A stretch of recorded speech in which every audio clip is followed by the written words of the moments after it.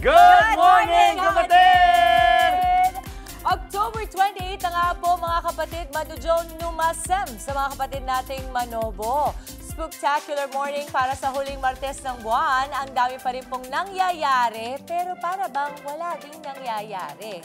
Aba, sabay-sabay po tayo sa countdown natin sa paparating na Pasko. Akalain nyo, 57 days na simula nung unang dininig ang issue sa mga anomalya sa flood control projects. Spooky, di ba po? Kasi wala pang nakukulong. 57 days? Grabe, no? Mauuna pa yata yung Pasko eh. Ako, tatanungin ko kayong dalawa kasi pareho kayo. Matagal ang proseso. Gano'ng katagal ba talaga para malaman kung nagnakaw ang isang tao o hindi? Actually, it should be fast, di ba? Justice should be fast. Pati dumulas na nga yung mga tao, nagpangalan na. Pero what a way, di ba, na nung over the weekend, nakita natin, nagkaroon ng desisyon, di ba, dun sa pork barrel scam. This was years ago, almost a decade, na yun nga kinasasangkutan dati ito nila former Senator Enrile, tapos yung kanyang secretary, na sila ay acquitted. Acquitted. Sabi ko nga, what a time na magkaroon ng ganitong desisyon when at the moment we are, you know, chasing justice dito naman sa flood control project. So nakikita mo na ganung katagal, nakulong sila, may mga iskandalo nangyari at that time, pero at the end of the day, they're still acquitted. So, syempre, yung mga kababayan natin ngayon, ang tanong nila, napanood ko na ba ito? Itong pelikula na to sa atin? Dito din papapunta to, na ito, pinag-uusapan, mainit, okay, yung corruption, may mga rally, kahit nung sa PDAP dati, may mga rally din naman. Pero ito, saan napapatungo to? Sino ba yung mga dapat managot at ba't wala pang nangyayari, wala pang na-aresto, wala pang, kumbaga, wala pa talagang, hindi pa umuusad. Pinag-uusapan. Pero, yun ito kaya talaga ang totoong gabi ng lagim. Dito talaga, ito talaga yung Halloween. Hindi, pero alam mo, mga kapatid, hindi ako nawawala ng pag-asa. Kasi dati noon, wala pang social media. Wala pa masyado tayong mata, no? Sa mga ganitong pagkakataon. Pero dahan-dahan, mula sa mga pinagdaanan natin dati, natututo tayo na tayo ba ay mapagmatsyag at nagbabantay na rin. Dati kasi it is only the media, kayo, ang nakakapagbantay nito. Ngayon, hindi na. Meron akong mga nakikita na meron para silang nakita na parang nakumpiska na yung ganito, pero nakita pa nila sila, pinicturean nila, bakit nandito to? So isipin mo, medyo mangingimi ang ating mga otoridad dahil alam nila na merong mga nagmamatsyag at nagbabantay at hindi tayo titigil. Mapas 57 days, 1,057 days, 10,057 days. Pero at the end of the day, justice will be served. I'm so sure. At hindi man dito yan, pero alam naman natin, ang Diyos ay hindi natutulog. Kaya, dasal-dasal na lang. At the end of the day, meron tayong mga netizens na nagbabantay at ang henerasyon ngayon ay hindi na marunong manahimik. Kaya dapat, lalo pa natin, kumbaga, i-enforce o talagang hikayatin ang ating mga kabataan. Dahil kita naman natin nung nakarang eleksyon, di ba? Sila yung talagang woke na eh. Yung talagang they went to the voting precincts, they voted. Nagkaroon ng bahagyang pagbabago sa resulta ng pagboto dahil sa kanilang correct. So sana po tuloy-tuloy lang ang inyong ingayan nyo pa para talagang marinig. Keep the fire burning. Yes. Habang ito naman tinutuloy-tuloy natin ating kwentuhan. At di pa pala yun ha? Ito pala. Ang madalas sasalong ng mga Martes na Anong latest? Unahin ko na mga kapatid ha. Ito na. Kilig. Si Katy Perry at former Canadian Prime Minister, Justin Trudeau, may pa-hard launch na. Ganda. Spotted nga po ang dalawa na magka-holding hands matapos po umattend isang cabaret show sa Paris para sa 41st birthday ni Katy. Ayan. Okay, unang umingay ang balitang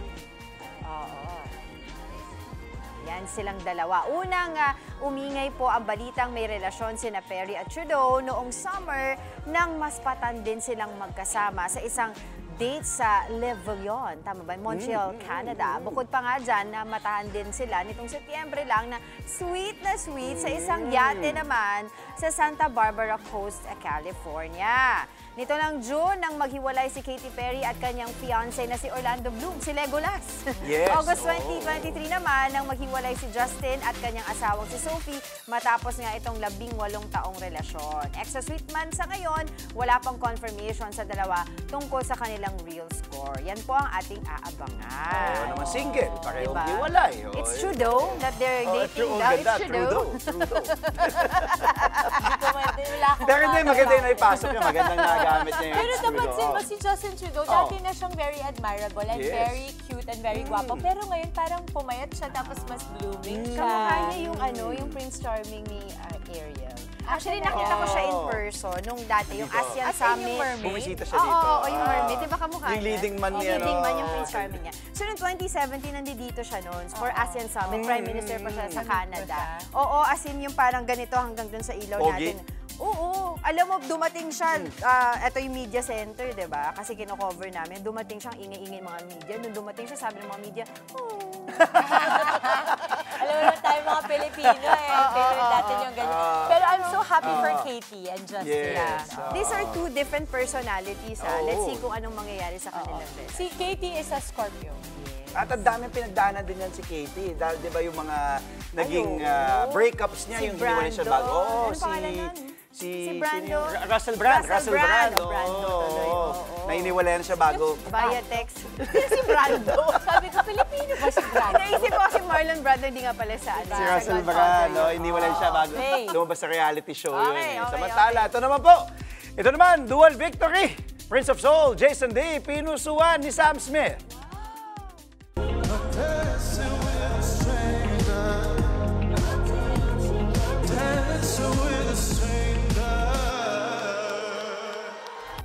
Paano ba naman kasi winner ang performance na yan ni Jason D ala Sam Smith sa bagong edisyon po ng Your Face Sounds Familiar.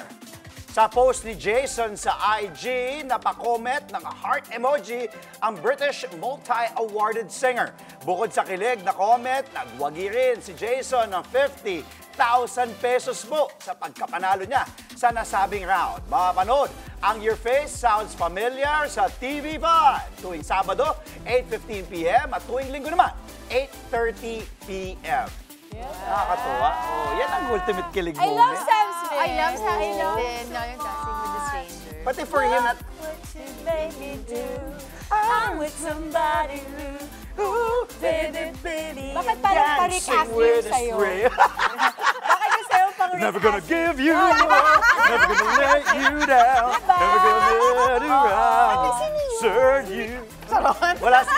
Ha? Just lang. Hindi mo kilala si Rick Astley? Joke. Gen Z ah. Hindi, kilala niya yun. Pero this is how I love about this is what I love about social media. No? It Yes. bridges the gap, 'di ba? Dati hindi naman natin maarok, 'di ba, yung mga 'di ba? Yung mga ano natin. Oh, yung mga Jason, di nasa naman kasi Hollywood. sobrang husay. Ang husay naman. Ngayon, palike Pati sa na Instagram, lang sila. pa-like, pa-heart.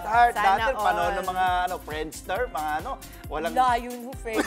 Bak, wala kayong Friendster? Hindi, hindi ako Meron ako hindi Ah, ako siya, nag-friends. meron. Tsaka multiply. Hindi ka Multiply, ba? oo, pero friends hindi ako nag-friends. Ayoko. Eto naman. Ayoko na magbanggit. Halloween costumes but make it extra. Ay. It's trick or treat season kaya uso na naman po pabonggahan ng mga costume. Eto, simulan na natin dito sa sinasabing mukhang naligaw. Hindi raw ati-atihan ang event kundi Halloween. Cute naman daw ang naging body paint ni Baguette.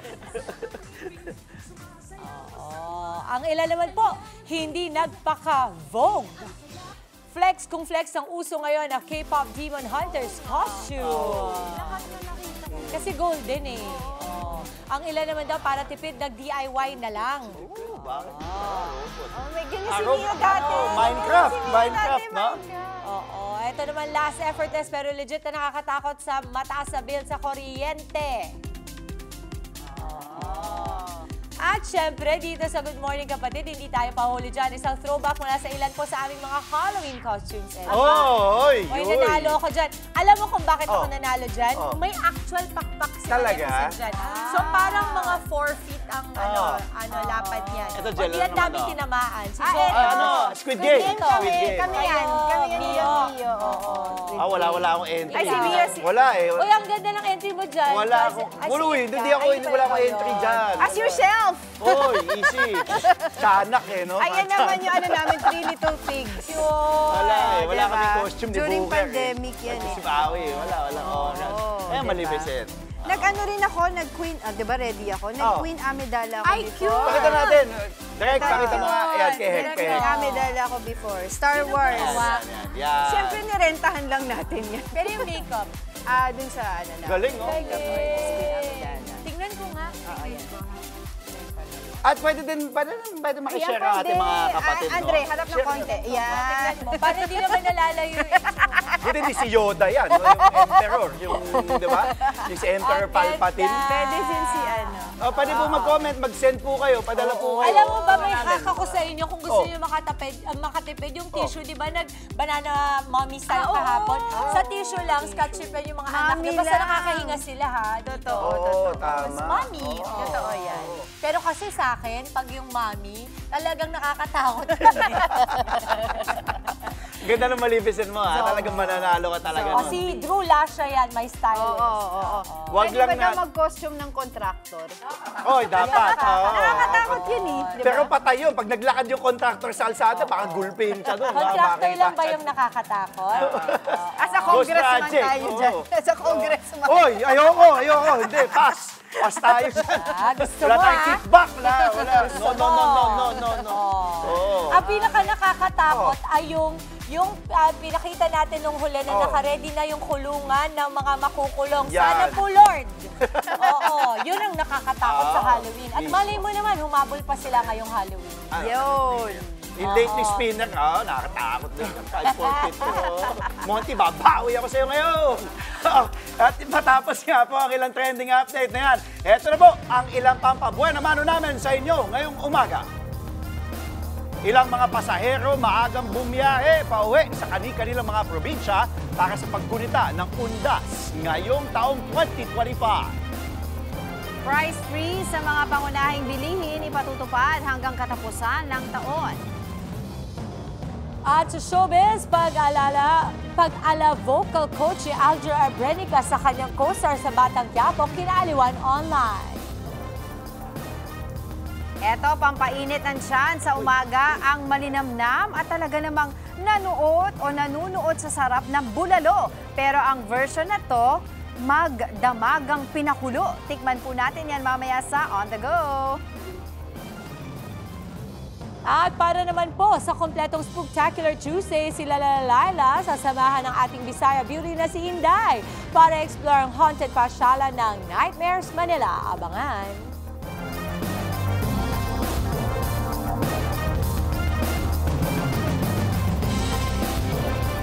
Good morning po mga kapatid. Narito na po mga mainit na balita sa Frontline sa umaga. Ilang araw bago ang undas, bumiyahe na ang sa ating mga kapatid para hindi sumabay sa dagsa ng mga pasahero sa terminal. May ilang motorista rin na nagpapalit ng mga RFID sticker na magagamit nila sa lahat ng expressway. Nasa Frontline ng balitang yan si Gerard de la Peña. Pila ang mga motorista sa mga RFID Installation Center ng North Luzon Expressway sa Balintawak Toll Plaza. Karamihan sa kanila nagpapalit ng RFID sticker matapos inanunsyo ng DOTR na iisang RFID sticker na lang ang kailangang gamitin sa lahat ng expressways. Medyo onti pa. Gawin mo na kung pwede mo nang gawin yun. Kung next week pa, naku, sigurado yun, dagsayan, daming tao niyan. Ayon sa pamunuan ng expressway, magsisimula ang dagsa ng sasakyan panorte sa October 30 at mga pabalik ng Maynila simula November 1 ng gabi. 450,000 ang daily average ng mga sasakyan sa NLEX at posibleng madagdagan daw ito ng 5 to 10%. Sa ibang installation center, inaabot ng ilang oras ang pila ng mga motorista para magpapalit ng RFID stickers. May mga na-bad trip sa proseso. Ang alam namin madali lang, tapos ganito pala sobrang tagal. Paalala ng San Miguel Corporation, kailangan munang mag-apply online para sa One RFID bago dumiretso sa installation booth. Nagsisimula ng dumami ang mga pasahero sa Parañaque Integrated Terminal Exchange o PTEX. Fully book na ang mga biyahe Panaga, Tabaco at Gubat sa Bicol para sa October 30 at 31. Ayon sa pamunuan ng PTEX, 2.1 million ang inaasahang bilang ng mga pasahero sa PTEX hanggang sa November 5. Sa ngayon, sapat pa naman ang bilang ng mga bus. Iba naman ang sitwasyon sa Batangas Port, kung saan kaunti pa ang mga pasahero. Ang pamilya ni Flor, sinamantala na ang pagbiyahe. Para hindi na kami ganong mahassle sa siksikang maraming tao. Kasi may mga kasama akong anak, mahirap, bata. Para maibsan kahit paano ang siksikan, nag-issue ng special permit ang Marina para sa mga karagdagang barko. Sa tansya ng mga otoridad, posibleng abutin ng 19 hanggang 22,000 na pasahero kada araw ang daraan sa Batangas Port ngayong undas. Bago pa man ang dagsa ng mga pasahero sa Batangas Port, nagsagawa ng inspeksyon ng DOTR kasama ang Coast Guard at Philippine Ports Authority. Ilan sa mga inspeksyon ang ticketing office, waiting area ng mga pasahero at mga barkong sasakyan nila. Isa sa mga napansin ay hindi pa rin paggamit ng online ticketing system ng ilang shipping companies na noong panahon pa ni Transportation Secretary Vince Dizon ipinag-utos. Nagpaalala naman ng DOTR sa shipping companies na wala dapat pagtataas ng pasahe. Naka-heightened alert din ang Coast Guard para sa seguridad ng mga pasahero. Nagbabalita mula sa Frontline, Gerard de la Peña, News 5. Hindi raw dapat mainip ang publiko sa pagpapanagot sa mga sangkot sa flood control scandal. Kasunod yan ang panawagan ng mga grupo na bilisan ang pagsasampa ng kaso laban sa mga tiwali. Giit ng palasyo, may sinusunod na due process para rito. Sa Frontline ng balitang yan, si Marian Enriquez. Mahiya naman kayo. Sa kanyang sona noong Hulyo pa, ibinulgar ni Pangulong Bongbong Marcos ang anomalya sa flood control projects. Pero hanggang ngayon, usad pagong pa rin daw ang investigasyon. Sa open letter ng business at labor leaders kay Pangulong Marcos, parang kontento na raw sa lookout bulletin sa halip na hold departure order laban sa mga posibleng sangkot. Sa halip din daw na transparent hearing, closed door ang ginawang investigasyon. Ang gusto nilang i-certify as urgent ang pagbibigay ng contempt power sa Independent Commission for Infrastructure. Pero sagot ng Malacanang, ang dami nang nangyari sa investigasyon mula noong Hulyo. Pero hindi raw pwede basta-basta maglabas ng hold departure order. Nandiyan na po yung mga freezing of assets na in-order ng AMLAC. Nandiyan na rin po ang mga pagsasampa ng kaso. Ang hold departure order, ang mag-i-issue po niyan ay korte. So dapat malaman po nila na lahat po ng ginagawa ngayon ng administrasyon at ng mga law enforcement agencies ay naaayon sa batas. Binigyang diin din ng Malacanang na kahit ang NBI wala namang contempt power pero nagagawa ng maayos ang trabaho nila. Unang-una po, ang NBI po ay isang investigative body pero wala silang contempt powers. Pero bakit sila nakakapag-imbestiga at nakakapag-file ng kaso? Meron o wala man contempt powers ang ICI, makikita po natin na sila naman po ay pinupuntahan ng mga pinapatawag nila. Marami po ang maaari magpasubpina. Kung hindi raw tumugon ang pinatatawag ng ICI, hindi na raw yun kasalanan ng body. Pwede na raw silang kasuhan kahit hindi narinig ang panig nila.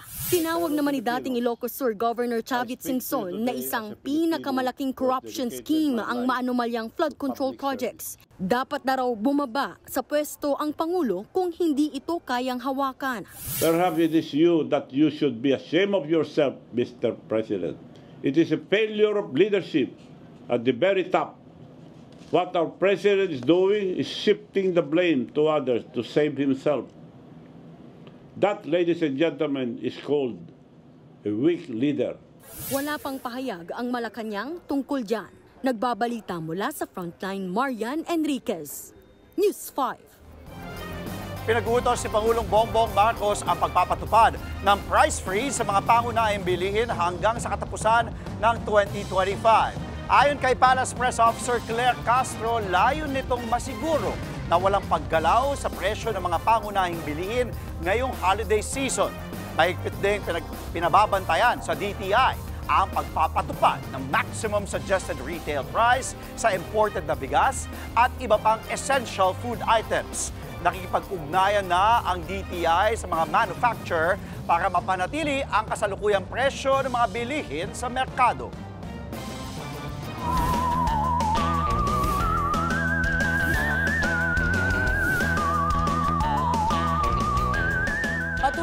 pong minomonitor ang low pressure area na nagpaulan sa ilang bahagi ng bansa. Silipin po natin ang kasalukuyang galaw nito. Posible ba itong maging ganap na bagyo? Alamin natin yan mula sa ating resident meteorologist, Weather Tito Alvin, na laging may panahon para sa iyo. Good morning, Mami Dims, at good morning mga kapatid. Ulat panahon na po tayo ngayong araw ng Tuesday. Ito po ating binabantayan low pressure area ay medyo malapit na sa ating Philippine Area of Responsibility.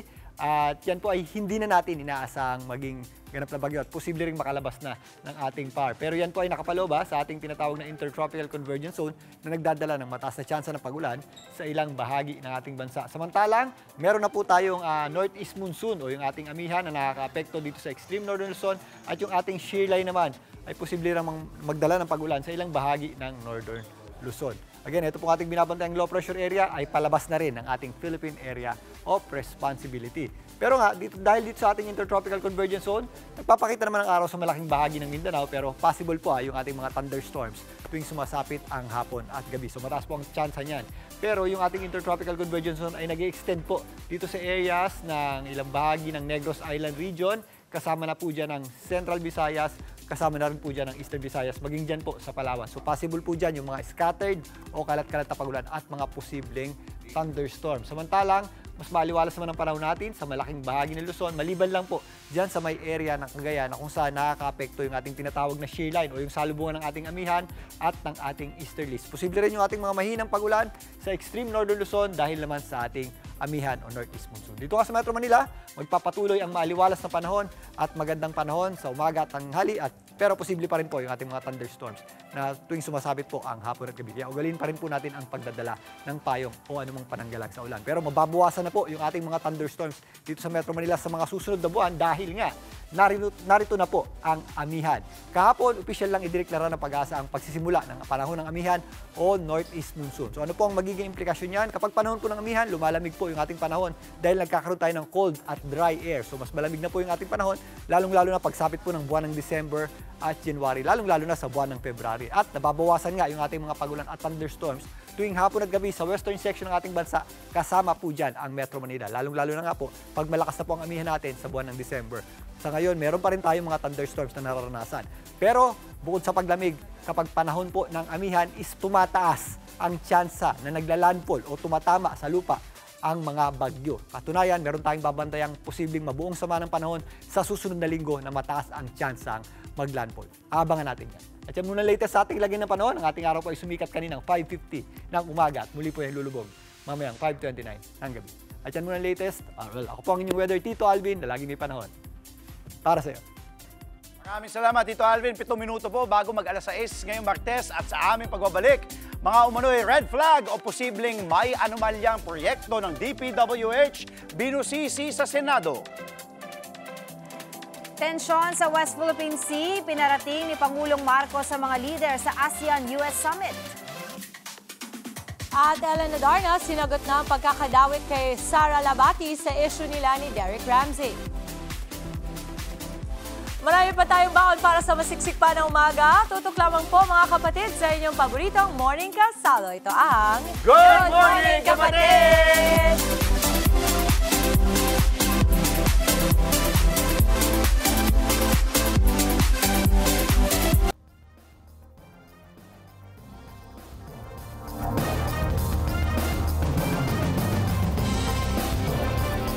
Babalik po ang Frontline sa umaga sa Good Morning Kapatid. Maayong buntag sa mga kapatid natin Bisaya. 4 minutes before 6 ngayong Martes. Inaprubahan na ng Senate Committee on Finance ang 625 billion pesos na budget ng DPWH para sa 2026. Pero babala ng komite, posible pang matapasan yan kung hindi maipapaliwanag ng ahensya ang ibang red flag na proyekto. Nasa frontline ng balitang yan si Camille Samonte. Sa pagpapatuloy ng pagdinig ng Senado para sa 625 billion pesos 2026 budget ng Department of Public Works and Highways, muling inungkat ng Committee on Finance ang mga red flag na proyekto ng ahensya. Kasama riyan ang mga reappearing projects o mga proyektong naulit at muling popondohan sa susunod na taon. Ayon kay DPWH Secretary Vince Dizon, 798 sa 946 proyekto ang na-validate na ng ahensya na aabot sa 11.6 billion pesos. Paliwanag ni Dizon, mga continuation project ito na kailangan lang tapusin. Ina-validate po natin kung ito bang mga proyektong to ay completed na ba. I think that was the fear, no, nating lahat, no, na since kapareho nung 2025 at merong bagong pondo, parang doble-doble, no, umuulit. Ayon pa sa DPWH na may natitira pang 148 projects na kailangang i-verify. Binigyan sila ng Finance Committee Chairperson Sherwin Gatchalian hanggang Biyernes para isumite ang kumpletong ulat. Tanong naman ni Senator Erwin Tulfo, paano tutugunan ng DPWH ang problema sa baha kung tinapyasan ng 255 billion pesos ang kanilang pondo? Meron pong naiwan na 15.7 billion na flood control for foreign-assisted projects. Yan po talaga naman pong makakasiguro tayo na hindi mananakaw yung pondong yan at maayos po ang pagkagawa ng mga flood control projects na yan. Aminado rin si Dizon na maraming proyekto ang hindi planado ng maayos, kaya pabor din siya sa budget cut. Sa huli, nakalusot sa Senate Committee on Finance ang 625 billion pesos na panukalang budget ng DPWH para sa 2026. Kasunod nito, magpapatuloy naman sa November 14 ang pagdinig ng Senate Blue Ribbon Committee sa flood control scandal, kung saan inaasahang babalik bilang chairman si Senator Ping Lacson. Yan ay kung muli raw mahalal si Lacson sa November 10. Kapag nangyari yan, iimbitahan ng dating security consultant ni dating Congressman Zaldico. Nagbabalita mula sa Frontline, Camille Samonte, News 5. Ipinarating ni Pangulong Bongbong Marcos sa mga lider sa ASEAN-US Summit ang agresibong hakbang ng China sa West Philippine Sea. Tingin naman ng Malaysia, hindi dapat makialam sa issue ang mga hindi naman miyembro ng ASEAN. Sa frontline, ang balitang yan si Maricel Halili. Sa harap mismo ni US President Donald Trump, ipinaabot ni Pangulong Bongbong Marcos ang kanyang pagkadismaya sa pagpapatuloy ng mga insidente sa West Philippine Sea. Sa kanyang intervention sa ASEAN-US Summit, binigyang diin ni Pangulong Marcos na nalalagay sa alanganin ang buhay ng mga Philippine personnel dahil sa walang tigil na insidente sa West Philippine Sea. Maging ang kaligtasan ng mga vessel at aircraft nalalagay din sa alanganin. Pinuna rin ng Pangulo ang pagtatayo ng Nature Reserve sa Bajo de Masinloc na malinaw na bahagi ng Pilipinas. Paglabag daw ito hindi lamang ng soberanya ng Pilipinas kundi ng traditional fishing rights ng mga Pilipino na ginagarantiya na ng 1982 UNCLOS, Domestic Law at 2016 South China Sea Arbitration Award. Sa kabila nito, siniguro ni Pangulong Marcos na mananatiling matatag at kalmado ang Pilipinas. Patuloy din umanong magiging committed ang Pilipinas sa full implementation ng Declaration on the Conduct of Parties in the South China Sea. Kinilala rin ng Pangulo ang kahalagahan ng suporta ng ibang bansa sa rule of law tulad ng India. As a maritime and archipelagic nation, I wish to highlight the great importance of the rule of law in our oceans. Both ASEAN and India should see peaceful settlement of disputes and maritime cooperation as essential, as our seas contribute to the peace and prosperity of the entire Indo-Pacific region. Sa 20th East Asia Summit, binigyang diin naman ni ASEAN Chair at Malaysian Prime Minister Anwar Ibrahim na dapat resolbahin ang usapin sa Code of Conduct gaya ng iba pang issue sa ASEAN sa pagitan lamang ng ASEAN members at partners nito. We want it to be resolved within ASEAN and ASEAN with our partners in the region. Because the moment is seen to be imposed and dictated by outside forces, things becomes more problematic and tense. As far as we're concerned, things are still under control. Sa ASEAN ROK Summit naman, binigyang diin din ni PBBM ang kahalagahan ng maritime cooperation para sa regional peace. Dumalo rin si PBBM sa ASEAN Plus 3 Summit. Nagbabalita mula sa Frontline, Maricel Halili, News 5.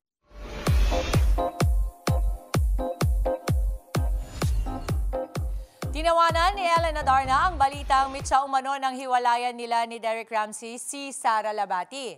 Sa isang expired na IG story, pinost ni Ellen ang conversation nila ni Sara. Ayon dito, nabanggit sa online show ng talent manager na si Ogie Diaz na tila naging mitsa ng hiwalayan ng mag-asawa ang umano'y pangungumbinsi ni Sara kay Ellen. Nabilin ang isang bahay para sa komisyon. Pero tumanggi raw si Derek dahil may kamahalan ito. Sa parehong screenshot, naglagay ng mensahe si Ellen para kay Ogie. Anya, dapat linawin ng talent manager sa kanyang source ang issue. Wala rin daw sa skill set ni Sara ang maging ahente. Pinost din ni Sara ang parehong screenshot. Mula sa pagiging singer sa TikTok, nag-ala vocal coach si Alger Abrenica sa kanyang co-star sa Batang Quiapo.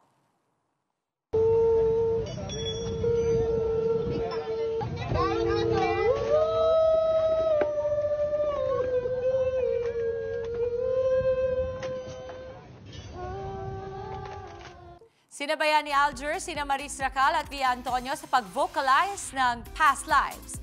Nagala lead vocal and coach pa si Alger. Tinawag yan ni Maris na Algorithm. Matatanda ang ginawa ng maraming memes si Alger sa kanyang mga cover song. Pero dead ma siya dyan.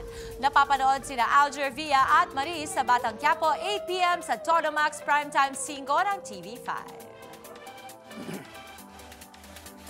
Oras po natin, 6:03 ngayong Martes sa pagbabalik ng Frontline sa umaga. Mag-asawang Diskaya, wala na raw pag-asang maging state witness ayon mismo sa Office of the Ombudsman.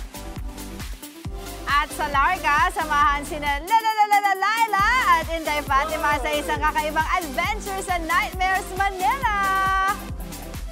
Sa On The Go, para sa lambot na walang katulad, mas try ang bulalo sa QC na magdamagang pinakuluan. Mga kapatid, huwag po kayong alis. Magbabalik pa ang inyong paboritong kasalo sa umaga. Ito po Good Morning, kapatid!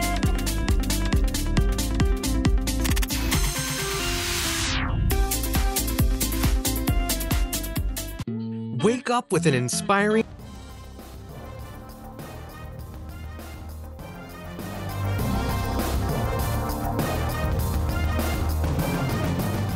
Imposible nang maging state witnesses ang mag-asawang Diskaya sa flood control scandal ayon mismo sa Office of the Ombudsman. Ayon kay Assistant Ombudsman Miko Clavano, dahil yan sa desisyon ni Sara at Curly Diskaya na wag nang makipagtulungan sa Independent Commission for Infrastructure o ICI. Dagdag pa ni Clavano, ibababa sa 4,000 bidding ang sinalihan ng mga Diskaya sa DPWH, kaya malaki ang kinalaman nila sa flood control scandal. Tatanggalan na rin daw ng proteksyon ang mga Diskaya. Manatandang tinuring ang mag-asawa na protected witnesses. They are deemed to be hostile witnesses and can only be charged as respondents and in the future. Kung gusto talaga nila na maging uncooperative, then the government has no choice but to run after them with every ounce of effort that we can muster. Arestado ang isang lalaking nagpapanggap na pulis sa Lucena City sa Quezon. Hinuhut-hutan niya ng pera ang biktima kapalit ang pagpapakulong sa nirereklamo nito. Nasa frontline ng balitang yan si Dave Abuel. Agad pinusasa ng mga otoridad ang 35 anyos na lalaking nahuli sa entrapment operation sa Lucena City. Siya si alias Edgar, nagpanggap na pulis at miyembro ng Criminal Investigation and Detection Group o CIDG. Ayon sa PNP-CIDG, isang babae ang hiningan ng pera ni alias Edgar, kapalit ng garantisadong pagkakakulong ng irereklamo ng biktima. So, yung unsuspecting victim natin ay nagbigay din siya ng 5,000 pesos. Dito na naghinalang biktima at pinakumpirma sa mga otoridad ang pagkakakilanlan ni alias Edgar. Napag-alaman na hindi riyon miyembro ng CIDG Quezon PFU at hindi din siya miyembro ng Philippine National Police. Kaya nang manghingi ulit siya ng panibagong 5,000 piso, nagkasana ng entrapment operation. Nakumpiska kay alias Edgar ang mga peking CIDG ID. Paalala ng mga pulis, pag may bayad na, humihingi na ng bayad, red flag na po yun, magsumbong na po kayo agad. Maaharap ang suspect sa reklamong robbery extortion at usurpation of authority. Nagpapalita mula sa Frontline, Dave Abuel, News 5.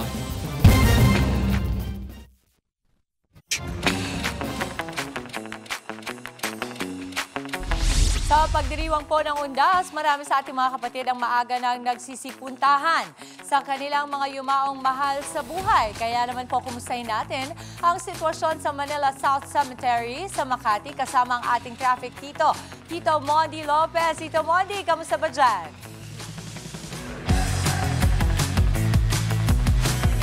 Yes, Mami Dims, good morning sa'yo. Ito nga, makikita niyo sa Manila South Cemetery sa likod ko. Bago na yung signage nila, pati yung bakura nila. Yan, bagong pintura na rin. Kaya naman ito, paalala natin, ay pumiyo po tayo umaga-umaga. Ito, mula sa Biyernes, October 31 hanggang Sunday, November 2, 5 a.m. na po hanggang 9 p.m. ang pagdalaw natin sa mga yumaong mahal. Ito yung schedule natin na bago dito sa Manila South Cemetery. At dahil nga palapit na po ang undas, may ilang importanteng schedule at restrictions sa Manila South Cemetery na dapat po nating tandaan. Una, pinagbabawal na po yung maglinis ng pundot at magpintura. Dapat ginawa na po natin yan noong Sunday. At ang huling araw nga po ng libing dito ay mangyayari today at magre-resume na ng Lunes, November 3. Sunod rin pong paalala na simula bukas, Miyerkules, October 29 hanggang November 2, Linggo, bawal na pong pumasok ang lahat ng uri ng sasakyan sa loob ng sementeryo. Kasama na po rin ang mga motor, e-bike, e-trike, pati po mismo yung mga scooter, bisikleta at motorcycle. At dahil inaasahan na may 2 milyong dadalaw po sa mga sementeryo dito sa Maynila, merong tinatawag na quick finder na naghahanap tayo ng puntod, yung puntod finder natin. Ito yung www.manilasouthcemetery.com. Itatype lang po natin yung full name at lalabas na po yung grave number. At yan, additional reminder din po sa loob ng Manila South Cemetery, mahigpit na pinagbabawal ang kutsilyo o matatalim na bagay, mga pinagbabawal na gamot, malalakas na tugtugan, baril, sigarilyo, alak at pagsusugal. Inaasahan din po na may magde-deploy ng mga pulis din para mag-assist sa mga kapatid nating dadalaw. Ayan po, mga kapatid, planuin po natin ang pagpunta at maganda po ng maaga para sa maayos at mapayapang Undas 2025. Back to studio.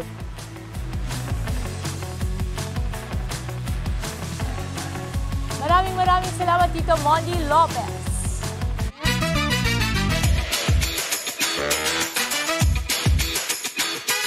Para naman po sa siguradong linamnam na sagat to the bones, may isang kainan sa QC na ang kanila pong bulalo, magdamagang pinakukulo. Aba, yan po ang binisita ng ating Eat Girl na si Maui. A for effort naman dyan, Mau!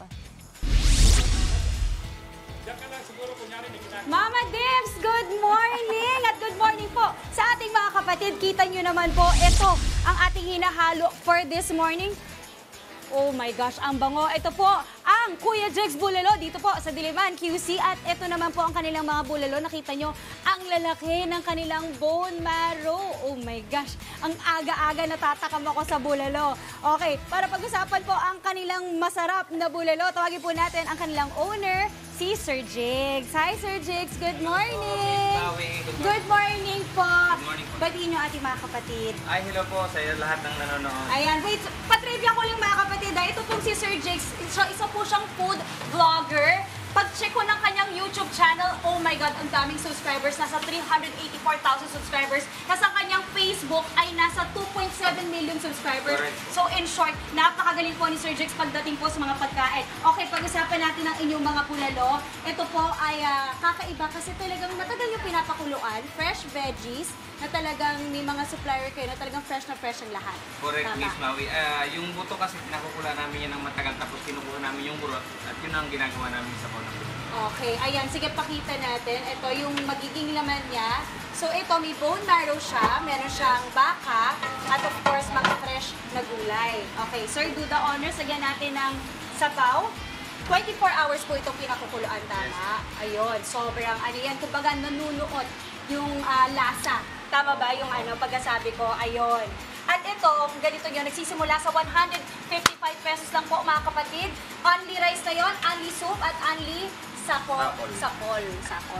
Okay, Sir Jigs, dalhin natin sa loob kasi alam niyo mga kapatid, kailangan matry natin ang kanilang talagang masarap na bulalo na talagang dinadayo po dito. Kaya let's go po, let's go. Oh, excited na ako, Sir Jigs. I'm sure marami na kayong na-try na bulalo pero feeling ko ito ang the best kasi kayo gumawa. Yeah. Diba? Ayan, at syempre, meron na rin pong nakaredy dito mga kapatid para sa atin. Nakita nyo, no? Maraming nakalagay. So, ibig sabihin nito, may kulang, di ba? Ibig sabihin, magtatawag tayo ng Tikim Squad! Tikim Squad, hello po! Halika, pasok po kayo! Ayan sila, ma'am. Napahanang ano ba? Na para bang kailangan ng mag-breakfast ng bulalo na napakasarap. Okay, so again, Sir Jigs, ito pong bulalo nyo, because you're from Batangas pero alam ko iba yung style ng bulalo nyo. Explain nyo nga po mabilis lang. Ano po yung style nyo? Ito po is, hindi siya classic bulalo. Okay.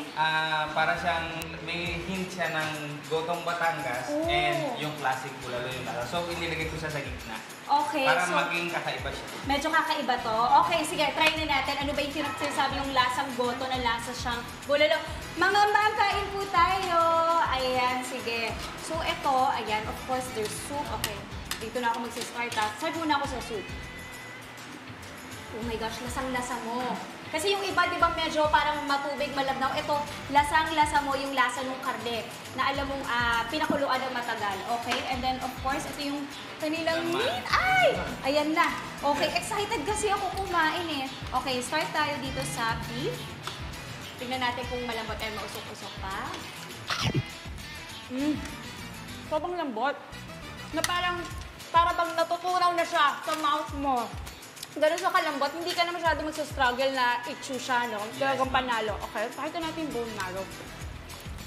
OMG, look at that. Uy, grabe po, oh.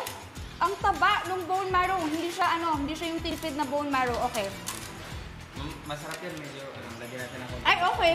Hindi ko hihindian yan. May ligaw ako sa condiments, calamansi at patis. Ito yung parang mas lumasa siya, no? Ayan na, ang laki ng bone marrow. Nilalagyan din po namin garlic.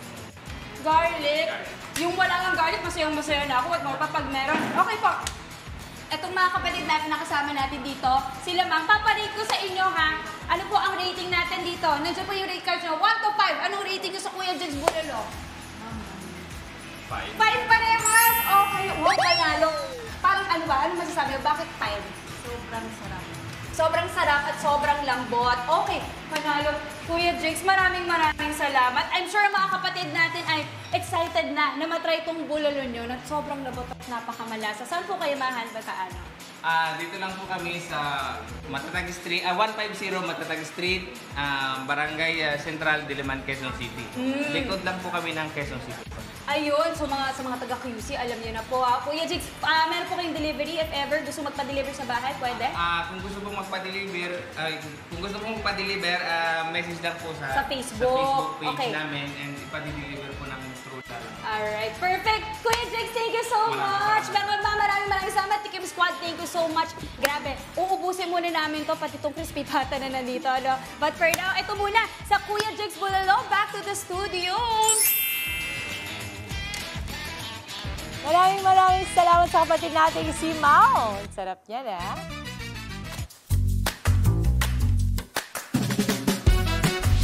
Matapos ay magbulalo. Haunted Adventure naman ngayong Halloween season. Challenge accepted yan kina Laila at Inday! Fatima na maagang lumarga sa pinakamalaking horror attraction sa bansa, ang Nightmares Manila. Laila and Inday, Fatima, itour nyo naman kami dyan. Good morning mga kapatid! Dito tayo ngayon sa Nightmares Manila sa Parañaque City at so medyo ginugoosebumps na ako, kinakabahan at medyo mabigat sa pilong. Pero teka lang, saan pa si Miss Laila? Miss Laila, saan pa na ba Miss Laila? Eto ako! Miss Laila ka na! Ay, sorry! Magkakita ko na tayo! Sorry! Magkakita ko na tayo dalawa! Ay, anyways, grabe! Excited ka? Okay, guys, last year, studio mga kapatid! Ako lang to, huwag kayo matakot ha, pero ang ganda ko ngayon, di ba? O taga lang, kasi nga last year si Maui nag-attempt na tapusin itong Nightmares Manila.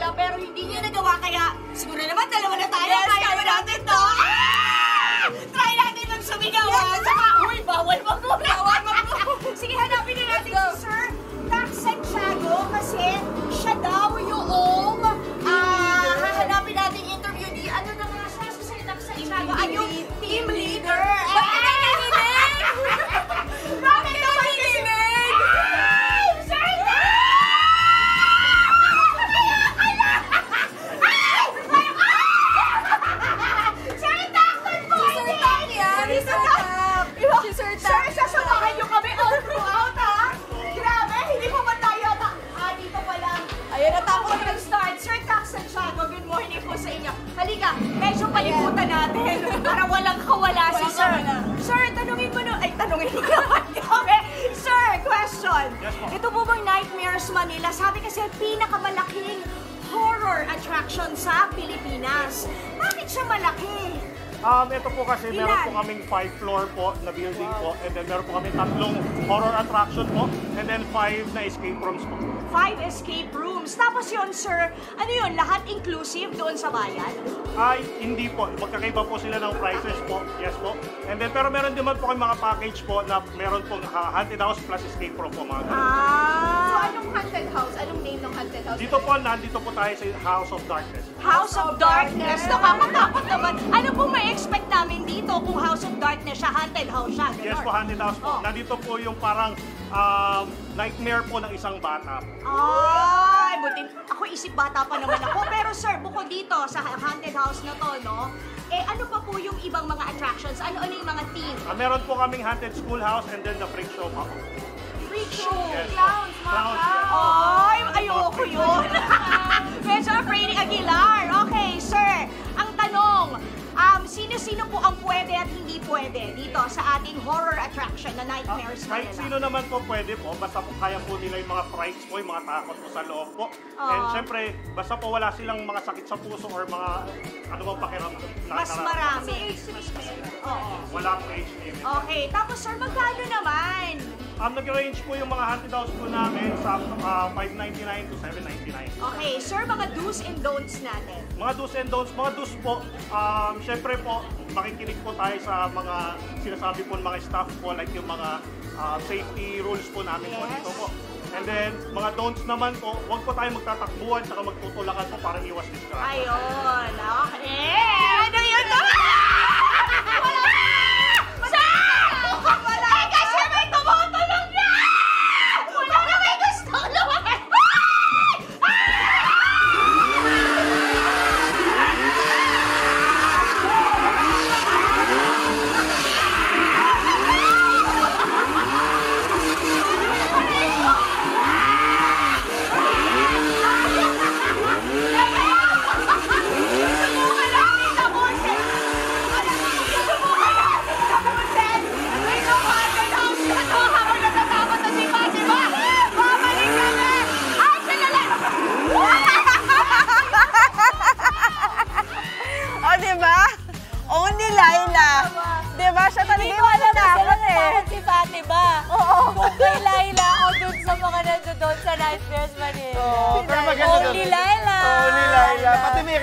Inday. Di ba natakot si Inday? Ito may kasama din ako. Takutin mo. Nakakatawa kasi kay kay Laila. Natakot muna siya, tapos na-realize siya, kaya kita.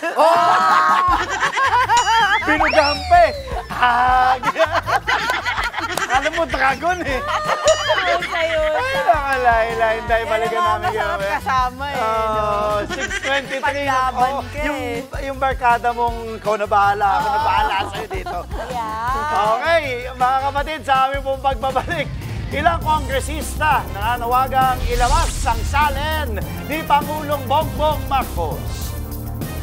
Online booking sa lahat ng shipping lines ipinagutos ng Department of Transportation. Yan at iba pang mga balita, ihahatid sa atin ni Ted Pailon at DJ Chacha. At sa luto na po, perfect ngayong unda season, magluluto tayo ng Level Up Palitaw. Tuloy-tuloy lang po ang pagtutok, mga kapatid. Magbabalik pa ang yung paboritong morning kasalo. Ito ang... Good morning, kapatid! Hi, morning!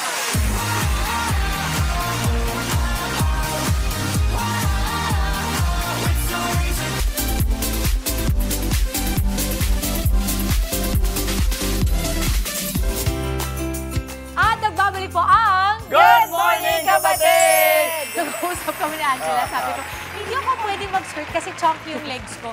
Pero wag po kayo maglala, hindi tungkol sa legs ko ang usapan ngayon, kundi sa palitaw. Nag-iisip po ba kayo ng pwedeng dalhin o kaya lutuin sa paparating na undas yung hindi madaling mapanis?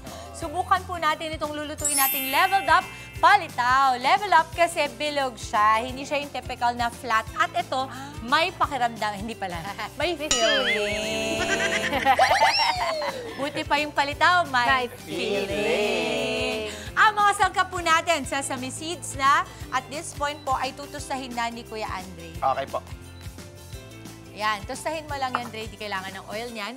Glutinous rice. Ayan. Glutinous rice flour, water, easy melt cheese. Okay, kadalasan yema nilalagay. Pwede rin naman yon, pero ngayon cheese, no?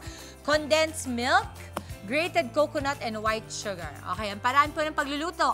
Tustahin natin. Sige na. Lagay lang. Andre, go. Yan, tustahin mo lang yan, Dre. Okay. Oo, sa isang bowl yan, ay sa isang pan yan, tutusayin natin yan. At sa bowl, eto naman, Jel, ay yung glutinous rice flour natin, yung tubig. Gagawin natin tong parang dough. Oo, mamasahin mo lang to. Okay. Okay, may sasabihin ako sa inyo, mahirap magmasa kapag naka-gloves. Ay, ganon. So, Jel, kasi meron naman na tayong prepare. Sige. Okay ka ba to use your hand? Sige naman. Okay. Eto. Okay lang ba kayo? Hindi, ano naman to? Oo. Okay lang ba kayo? Yan, Jel. Gagawin lang natin. Sakto, malinis naman yung kamay ko. Oo. Kutsarahin daw muna. Kutsarahin. Good morning po mga kapatid. Uy, Good alam morning mo mga kapatid. Morning. Yung uncle ko lagi daw nanonood sa atin. Ito daw favorite niyang part na Wow. ginagawa Hi, natin. Ano pangalan? Si Uncle Paul. Uncle Paul. Good morning po. Size 9. sorry. Nasa Amerika. Uy, may tumatawa na. Dito lang siya. Monty! Spinner natin. Good morning, Monty. Miss you, Monty. Ito nga po palang ginagawa natin ay glutinous rice flour. Tapos ilagyan lang natin ng water. Tapos gagawin natin yan na, Jel, para ano mo na, gagawin natin yan na, Bilog-bilog. Hindi, dough. Dough. Okay. Pag yan, nagawa mo na dough, Jel, ito ang itsura niyan. Ganito po itsura. Yan po. Pag namasa na po ni Angel yan. Gamitin niyo po yung kamay niyo kasi pagka may gloves, dumidikit po yun. Oo. Okay. So, ganito ang itsura, Jel. Sige. Yan. Teka lang, ha? Ako, gawin ko na yan. Tapos, eto, Jel, lagyan mo lang ng cheese sa loob. Yun. Teka. Okay na to, imasahin ko na ba? Pwede naman, oo. Pwede. Pakita lang natin sa kanila. Okay. Yan. Yun. Okay ka. Tapusin Okay ko ka lang na dyan, yung ano? wet. Opo. Yan po. Ayun, ang ganda. Wow! Oh my God. So, ito po yung Pakita natusta na natin. natin na... Son, pakita mo. Yan. Ito yung Ito, natusta to. natin. Yan. Tostado na. Ang bango actually, ang bango. No need for oil po yan. Tinusta lang natin Opo. yan sa ating pan. And this time, ang gagawin natin, maglalagay po tayo ng water. Oo, lagyan natin ng Dito water po. yan. Opo. Dahan-dahan, Rhea, kasi mainit na. Okay. Batiin ko na rin yung isa pang tita ko naman. Tita Sige. Chikit. Yan, nanonood din siya Tita sa atin. Chikit, hello. Baka yung diba? mama ko nanonood. Mga kamag-anak Mama G. incorporated. Mama G, hi. Yan. Of course, si Mother Earth. Mama Chiki. Si mama ko, batiin mo. Ay! Siya sa nanay ko nga po pala. Mama Ayla, good morning. Mami Ayla. Mama G, good morning. Nanay ko talaga yun. Ate Jen, Okay, good pwede morning. ka na. Sa lahat po, sa lahat sa Sige mga pa, nanay na sige. nanonood Sige ngayon, pa. good morning po. Kailangan, siya, malalim siya. Sige pa.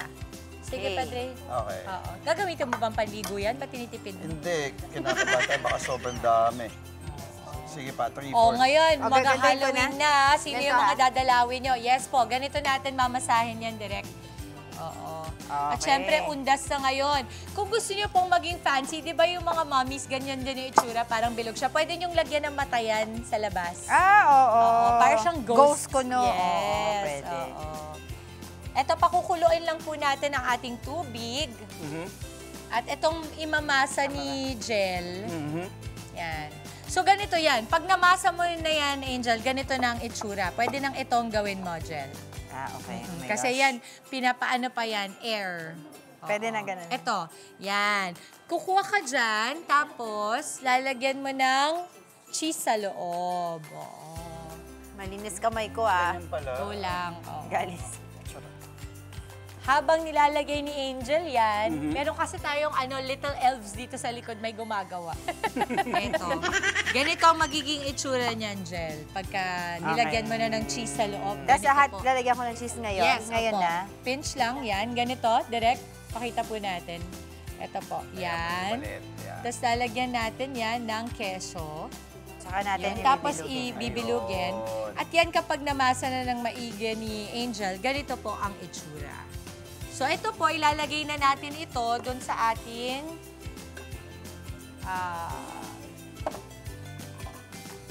Ito lalagay na natin dito. Okay. Pakukuluan na po natin ito. Ay, ito pala na luto na Nakulo natin. na. Aka Ito. Ayan. Ayan, explain natin bakit palitaw ang tawag dyan. Kasi lumulutang to. Oo. Supposedly. Pag hindi pa siya luto, nasa ilalim Nasa lang siya, ilalim sa bottom lang siya ng kalan. Pero pag lumuto, lilitaw na siya. Hence, palitaw. Ito yung finished product na natin. So, dapat, para malaman nyo pa pag okay na siya, nag-iiba rin yung itsura niya, di ba, Jel? Tingnan Yes, mo. Ito po yung dough, tapos ito po, luto na po. Kumbaga, pag yung glutinous rice flour, ganyan po itsura, parang nagtatranslucent siya. Pwede po kayong maglagay ng iba't ibang fillings. Pwede yung coco jam. Ube? Pwede ba ube din? Pwede rin. Ube and cheese, pwede rin yan. Peanut butter? Pwede din. Jam? Pwede. Kapag naluto na po yan, pagugulungin lang natin yan sa ating grated coconut. Yan. Tapos lalagyan natin ng asukal. And then yung ating sesame seeds. Okay. Yan. Galing. Yun. O, diba? Habang inaantay natin yan. Doc Joseph, good morning. Doc, good Joseph, morning. happy birthday. Happy birthday. Si Ma'am Charo Santos. Oy! Wow! Birthday, Charo. Happy birthday po. Happy birthday.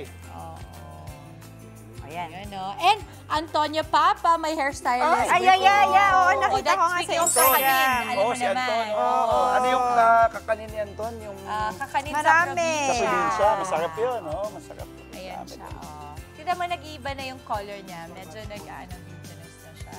Ano apelido ni Monty? Monty Makalimot. Makalimot pala apelido. Kaya nakalimutan na natin Kaya pala nakalimot. Nakalimutan mo kami, ha? Hindi ka ba naligo? Ako, Makati. Andre Makati ako. Ano? Yan. Hindi, Monty Makalimot eh. Andre Makati naman to ngayon. Makati. Minsan lugar, minsan ikaw. Minsan Makati talaga eh. Hindi ko alam, nilabahan ba to? No comment. Hindi ano kung Hindi nilabahan ako ba to. para, Ayan. Tingnan mo. Ayan, medyo nag-aano na siya. Ayan. Yan. Dito tayo banda. You want this? Yan. Ang sarap magbilog. Oo. Sarap mambola. Oo. Ay, bilog ba? Ba't di ba bilog yun? Bilog Saya, yun, look at that. Ganda. Nagbo-move kasi siya. Bilog lang. Asukal pati. Ito, Dre, pwede ka nang mag-gloves. Tapos ito. Okay. Ito. Ito, may Coconut gloves and dito, then Andre. sugar, and Yan. then, Oo. Pakita natin sa kanila. Haluin natin. Magandang gawain sa bahay ito kasama yung mga bata. Mag-e-enjoy talaga dito. So mga kapatid natin, mga nanay, tatay, ito po pwede niyong gawin. Habang nakabakasyon, yung mga bagets. Basta pagka ganito, huwag niyo kakalimutang mag-alcohol muna. Wow! Oo. Oo nga. Kailangan malinis ang kamay. Palcol ka naman, Oo, pwede. Palcol Ubus na ba yung binigay ko sa'yo? Matagal na. Oo, alam mo.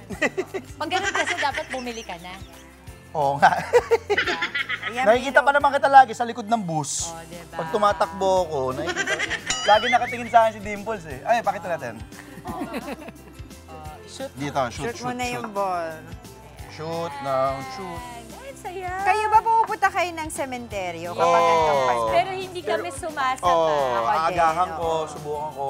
Pero I remember kami nung mga bata, sa family ni Mama, nag-overnight kami sa Ay, tutulog sementeryo. kayo. Nung bata kami.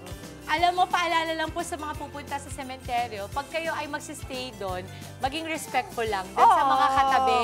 Kasi sa amin, hindi kami yung naka-mausoleo. Talagang may mga katabi kami. Minsan, ang lakas ng music nung sa kabila, di ba? Pag nagdadasal ka. Totoo yan. So ito ang ginagawa po ni Andre, kinulong niya po yung ating pinakuluan na glutinous rice flour ball sa merong cheese sa desiccated coconut. Tapos, ilalagay na natin sa sugar at sa sesame. Yun na yun. Oo, habang tinutuloy ng mga kapatid ko po dito ang ating leveled up palitaw, naku, achieve natin. Balitaan po muna tayo kasama sina Manong Ted and DJ Chacha. Manong Ted! Habang nagbibilog-bilog si Angela, kitang-kita ko ang kanyang mga braso. Yun na nga, braso de Mercedes, Angela. Sabi ko sana nakapaghugas ka ng kamay. Good morning, guys! Good morning, Good morning po. Good morning! Ninong, good morning! DJ Cha, good morning! Sige. Grabe. Sige, Mukhang idol ka ni Andre. Nakita mo naman ang datingan ni Andre ngayon. Ted Filon look lang siya. Oo, ah. Hindi, tsaka mukhang siya feeling abala. Oo, busy-busyhan, Manong Ted. Kunyari lang, kunyari, busy-busyhan, pero nakikinig ako. Si Angela at si Andre, kunwari busy. Pero ang totoong may nagluluto, ginagawa. si Dimples. Siya ang aming leader dito. Sige, abangan namin. Patikim lang nung iyong niluluto na Palitaw. Hindi, makakapagpadala kami dyan. Bigyan namin. Sige, Marami sana- akong binibilog Sana dito. lumitaw din yung mga ghost. Yan, sana. Yan ang Salamat tama. na marami sa ating mga kapatid sa Good Morning Kapatid. Samantala po naman, eto na po. Eto na. Ang ating pong panawagan sa lahat. Ikaw ba'y office worker? Ikaw ba'y teacher? Ikaw ba'y stay-at-home parent? Parang si si Boyet. Boyet Gonzales. Stay-at-home po daw siya, cook. Family breadwinner, senior citizen. Basta nga po pangkaraniwang Pilipinong nagpapagal araw-araw, kailangan po natin pangalagaan ang ating kalusugan. Number 1 yan, health. Hatid nga po ng MaxiCare ang Prima Consult 999. Wala pang 1,000 piso. Meron ng unlimited consultation sa mga doktor ng 34 na MaxiCare primary care clinics nationwide. At kahit hindi ka pa member ng MaxiCare, pwede mag-avail ng Prima Consult 999. Anumang edad, covered po ng MaxiCare at maaari mag-avail ng Prima Consult 999. Anumang edad yan mga kapatid, hanggang 1 taon mga kapatid na ikay covered ng Prima Consult 999. May dagdag na discount para sa ating mga kapatid. Gamitin po lamang ang code na PRIMA50 sa website o sa MaxiCare Primary Care Clinics para po sa karagdagang 50 pesos na diskwento sa ating konsultasyon. Bisitahin po lamang ang www.maxihealth.com.ph o isave at scan ang QR code sa inyong mga screens ngayon sa inyong television o tawag na sa hotline 0277987770 77987770 para po sa ilang pang mga impormasyon. MaxiCare Prima Consult 999, a product of MaxiHealth and promo runs from October 1 to December 31, 2025 per DTI Fair Trade Permit Number FTEB 238093 Series of 2025. Good morning. At ito nga po ang News 5 sa 105.9 True FM, RPTV 1, PHTV 5 at maging sa True FM TV on Signal. Ito ang kalipunan ng mga pinakamalalaki at pinaka-importanting balitang dapat yung malaman. Ako po si Ted Filon. Ako naman po si Zarina Guevara. At ngayon sa ating pangunahing balita, nanawagan po ang ilang mga kongresista na ilabas na ni Pangulong Marcos Jr. ang kanyang SALN. Ayon po kay ACT Teachers Party List Representative Antonio Tino, dapat ipangunahan mismo ni Pangulong Jr. ang pagsasapubliko ng kanyang SALN. Ganyan din po ang sinasabi ni mamamayang Liberal Party List Representative Leila de Lima na dapat daw ay patunayan ni Marcos Jr. na galit siya talaga sa mga korapa.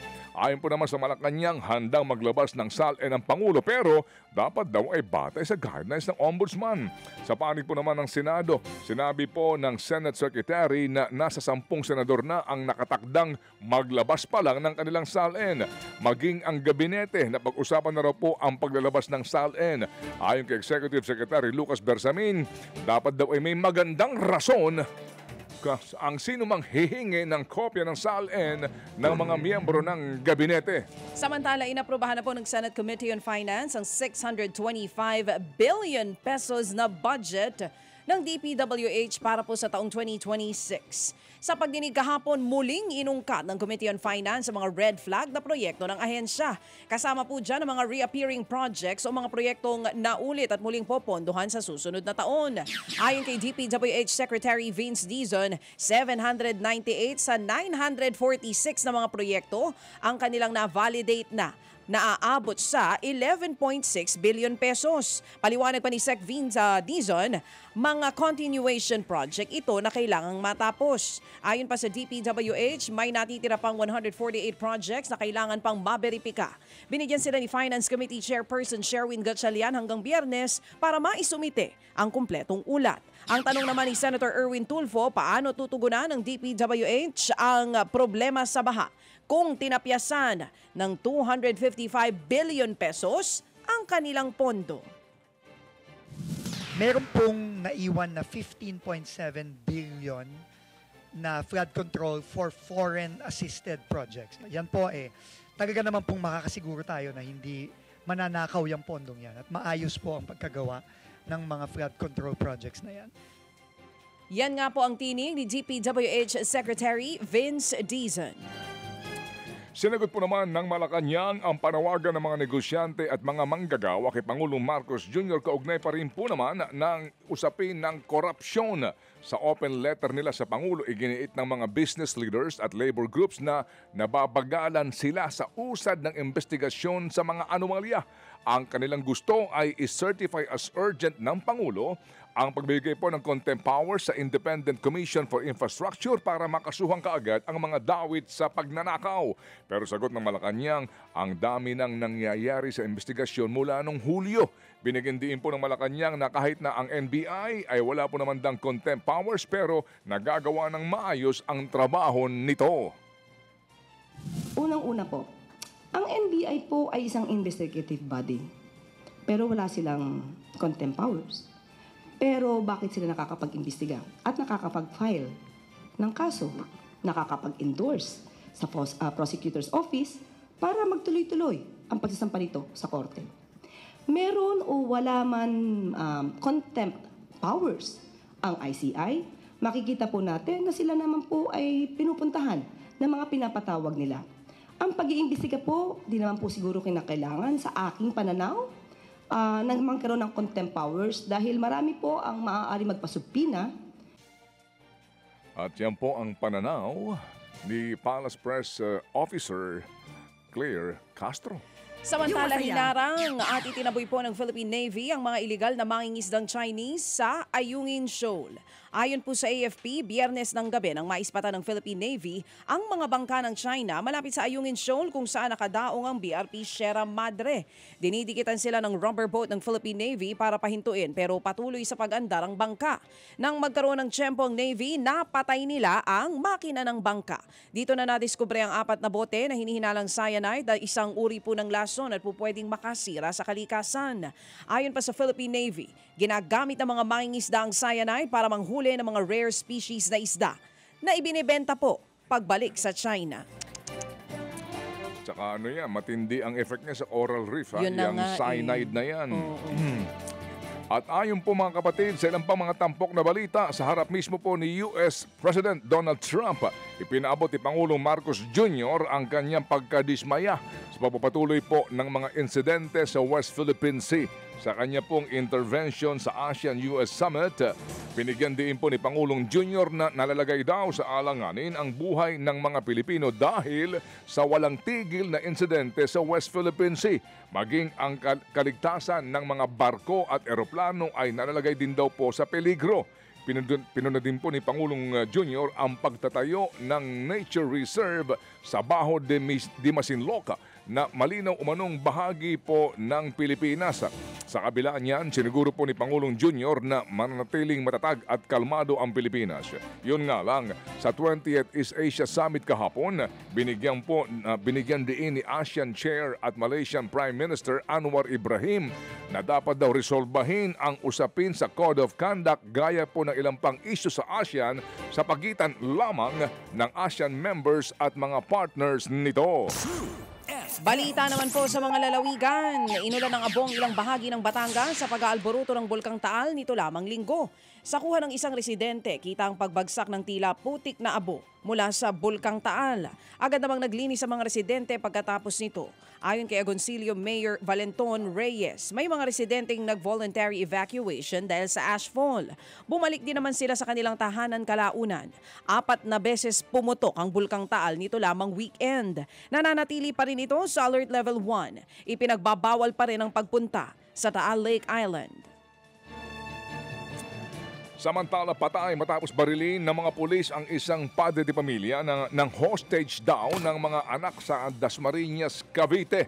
Bago niyan, napatay na umano ng suspect sa pananaksaka ang 5 taong gulang na anak nito. Naaktuhan po naman ng mga pulis ang naturang suspect na sinasaksaka ang nakatatandang kapatid ng biktima kaya pinagbabaril ito ng mga pulis ang suspect. Nanaksak din umano ng 2 kapitbahay ang sospek. Dinala sa ospital ang mga sugatan. Inimbestigahan pa ang dahilan sa pang-hostage at pananaksak ng napatay na sospek. Kritikal ang 8 taong gulang na babae matapos umanong halayin at bugbugin dyan po sa Mabalacat sa Pampanga. Sa kuha ng CCTV, kita kung paanong isinama ng suspect palabas ng computer shop ang bata.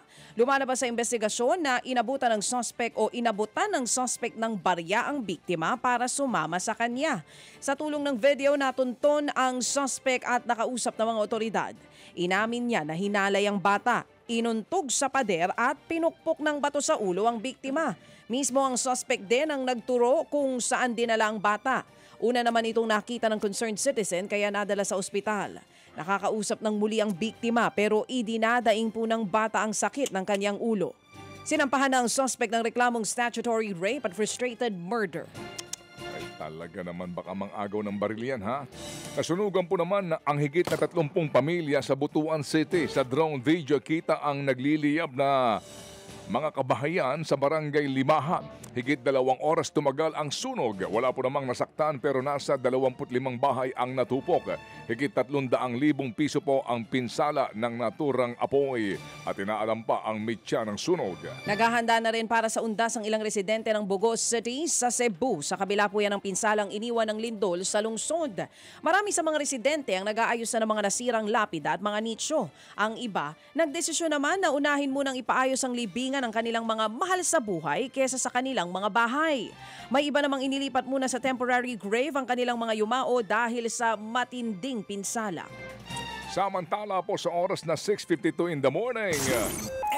Maganda umaga po ngayon sa mga nagmamaneho. Kumusta ang inyong mga tangke, ha? Yan ba naka-full tank na ay talaga naman? Taas na. Opo, sana nakapagpa-full Halos tank na nyo. Kung may Yung mga auto. Kung may pang full tank. Yun Oo, na. pero importante lang, ha? Oo, hindi ka man naka-full tank pero hindi ka pumapalya. At Yun baka na. masabihan ka ng ganire. Kamusta ka naman? Hard starting, palyado ka na naman ba? Sandali lang, ha? Ito ang para sa'yo. Bagsik ko! Bravo! Food supplement for men. Diba? Masarap ang buhay, kaya laging ito todo ang arangkada na walang palya. Bravo!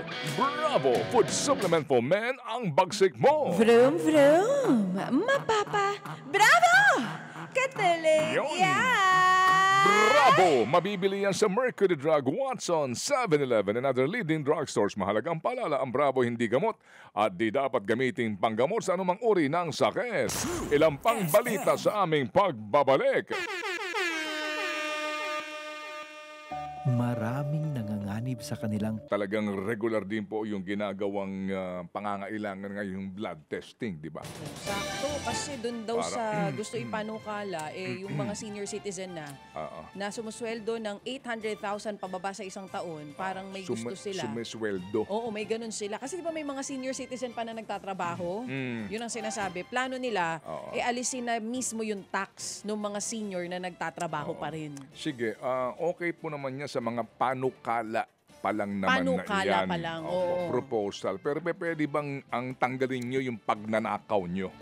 Mas successful siguro ang mangyayari pag ganon. Diba? Pero feasible po ba yun? Oo. Opo. Ay, nako, samantala po naman sa ating mga balitang pang-consumer at kalakalan, Baby Carl, epektibo nga po ngayong araw. Aba ay big time po ito na oil price increase. Ayan na. May patong pong 2 piso per liter po sa diesel. Tumaas mo naman ng piso at 20 sentimo ang gasolina at piso at 70 sentimo naman sa gas. Tumaas daw kasi ang pandaigdigang presyo ng langis. Dalaho ng pagtaas ng demand sa kurudo sa Amerika habang buwababa naman daw ang kanila pong inventaryo. Nakaka-apekto rin daw po ang sanctions ng Amerika sa krudo ng Russia. Matagal na po ito eh. Opo, sumabay talaga sila sa undas season. Lagi, ano? Alright.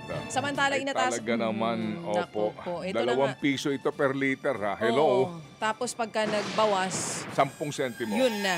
Ito. Inatasan po ng DOTR ang Philippine Ports Authority o PPA na magpatupad po ng online booking sa lahat ng shipping lines. Ininspeksyon ng DOTR ang mga pantalan bago magundas at natuklasan na ilang kumpanya pa lang ang tumatanggap ng online booking. Ayon sa DOTR, malaking tulong daw ang pag-book ng ticket online para hindi maipon ang mga pasahero sa terminal at matiyak na walang overloading ng barko. Sa ngayon, inaaral na raw ng PPA ang pagpapatupad ng online booking system na matagal nang naantala dahil pinapalaga ng mga shipping lines. Samantala sa iba pang balita. Nanawagan po naman si Pangulong Marcos Jr. na palakasin daw ang implementasyon ng Regional Comprehensive Economic Partnership o RCEP. Anya, ang RCEP ang pinakamalaking free trade agreement sa mundo at nagsisilbi itong pundasyon ng transparent at predictable na kalakalan. Mahalaga raw ang commitment ng ASEAN sa isang rules-based trading system. Sa gitna po ng tensyon sa iba't ibang panig ng mundo na nakakaapekto ngayon sa ekonomiya at kalakalan, anya, dapat din daw pong palawakin pa ang RCEP para mapatibay ang kalakalan sa rehiyon at mapalakas ang supply chain resilience. Hindi naman natugunan ng executive order sa pagtatakda ng floor price ng palay ang pambabarat sa mga magbubukid. Sa panayam po ng programang ito, sinabi ng Federation of Free Farmers na mga LGU at ahensya ng gobyerno ang minandato ng executive order na sumunod nga sa floor price na itatakda ng gobyerno. Hindi raw sakop po niya ng mga private traders na siyang kumukuha ng halos lahat ng supply ng palay. Huli na rin daw ang paglabas ng kautusan, lalo't patapos na ang anihan. Bukod pa dyan, halos wala raw bisa ang kautusan dahil NFA pa rin daw ang inaasahan na sasalo ng supply ng palay. Yung NFA lang ang may kakayahan na sumalo ng palay na magsasaka. Hindi kaya ng LGU yan o ng mga ibang ahensya. Wala silang bodega, wala silang tauhan at kulang yung kanilang pondo. So karamihan yan bagsak pa rin sa NFA na meron naman siyang floor price na mas mataas pa nga. Yan nga po ang tinig ni Raul Montemayor, ang National Manager ng Federation of Free Farmers. Pero yun nga po, halos 95% ng palay daw nga yata ay kinukuha ng mga private traders. Samantala po naman, wala raw pong nakitang ebidensya ang GCash na nagkaroon daw po ng data breach sa sistema nito. Yan nga po ay matapos na mapaulat na mayroong ibinebentang customer data sa dark web kasama umano ang mga e-wallet accounts, mga nakalink na bank at card details at ilang pang informasyon ng mga customer. Paliwanag po ng GCash, hindi tugma ang inilabas pong informasyon na nasa sistema nito at posibleng hindi GCash kinuha ang informasyon. Nauna pong sinabi po ng National Privacy Commission na kanilang inimbestigahan ang operator ng GCash bunsod ng sinasabing mga reports. Samantala mga kapatid, maganda umaga muli sa lahat po ng ating mga nasa construction business. Mabuhay po kayo. Hindi lahat ng mga nasa construction ay kurap ha. Tandaan po natin. Hindi lahat po ng mga contractors ay sangkot sa ghost projects na iyan. Pero yung ibang mga contractors ay umaaray po naman talaga dahil din po sa presyuhan po ng construction materials. Kaya dapat po lagi ang ating hinahanap ay yung pong may tatak, yung certified ng Bureau of Philippine Standards. Kaya sulit ang ating pong binibili. Kapag pinag-uusapan ang mga light steel frames, dito tayo. JMax Light Steel Frames, setting the standard in light steel frames. Certified nga po ng Bureau of Philippine Standards kaya may PS mark. Kaya maaasahan ang kanyang quality at safety. Para po sa ating pinagkakabitan ng mga kisame at dinding, JMax Light Steel Frames. Protektado ka, walang kakaba-kaba at duda. JMax Light Steel Frames, itanong po sa mga nakakaalam ang ating mga kaibigan na mga counter clerks sa inyong mga suking hardware at depo. Pagpasok mo, sabihin ka agad, ang hinahanap ko, JMax Light Steel Frames. Mabibili rin po yan sa Dumaguete Sinith Commercial, dyan po naman sa Dumaguete City. Ayun Dumaguete Sinith Commercial, Dumaguete City at sa EC De Vera Hardware and Construction Supply sa Tubigon sa Bohol. Ayun, EC De Vera Hardware and Construction Supply, Tubigon, Bohol. At ang JMax ay Available din in all leading Depot and Hardware stores nationwide. Girl, paano ba? Naku boy, dahil nga 7:05 na po mga kapatid, ang bilis ng oras, kami po'y magpapaalam na dito sa ating mga kapatid sa TV5. Pero bagong lahat, ang oras na muna hatid sa ating lahat ng Ulta Bio, ang postbiotic food supplement with Lactococcus lactis-strain plasma na galing sa Japan. Panlaban po yan sa puyat, pagod at stress. Mabibili sa Lazada, selected Mercury drugstores at ngayon sa Southstar Drug nationwide. Para sa masarap at mahimbing na tulog, Ulta Bio, now na. Hatid din yan sa ating lahat ng Speed Detergent. Mas pinabisa ang formulation, mas mabango, mas malinis at mas budget-friendly ang laundry experience natin. Kaya pagdating sa labada, Speed Detergent ang maaasahan. Mga kapatid, dito sa TV5 hanggang alas 7 lamang po kami. Pero ang programang ito, 4 na oras po tayo sa radyo at sa TV. Napapanood nyo rin po kami sa Signal TV Channel 1 and 1PH, Channel 19, yan po ang ating True FM TV. At higit sa lahat, tayo po ay napapakinggan nga sa radyo sa 105.9 True FM sa Metro Manila at Mega Manila po yan. At higit sa lahat, syempre nasa iba't ibang FM radio stations din po tayo sa buong Pilipinas po yan. Hanapin nyo kami mga kapatid. Bukas, Wednesday na. See you tomorrow mga kapatid sa GMK.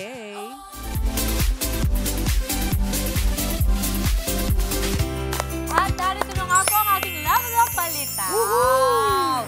Ayan ang ating expectation versus reality.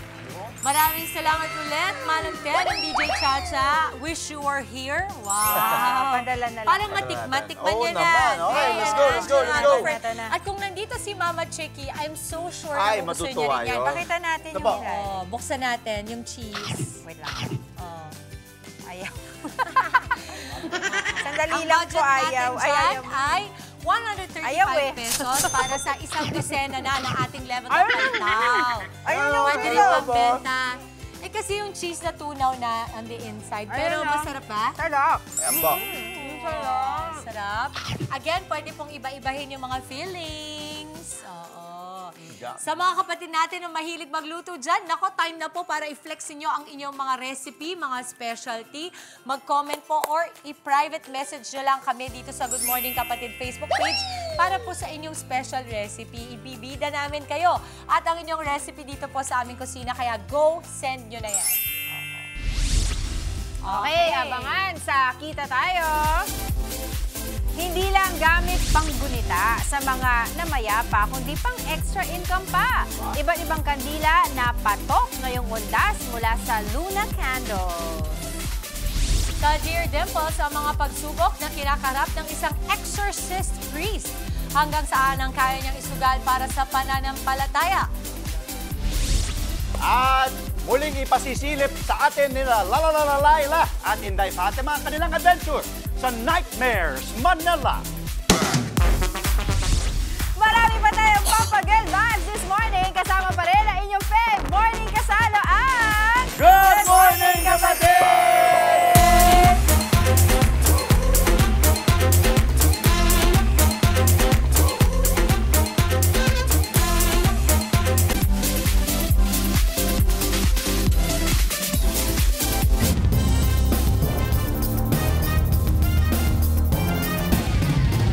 At nagbabalik po ang Good Morning Kapatid, 14 minutos, makalipas po alas 7 ngayong Martes, Mayong buntag po sa frontline sa umaga.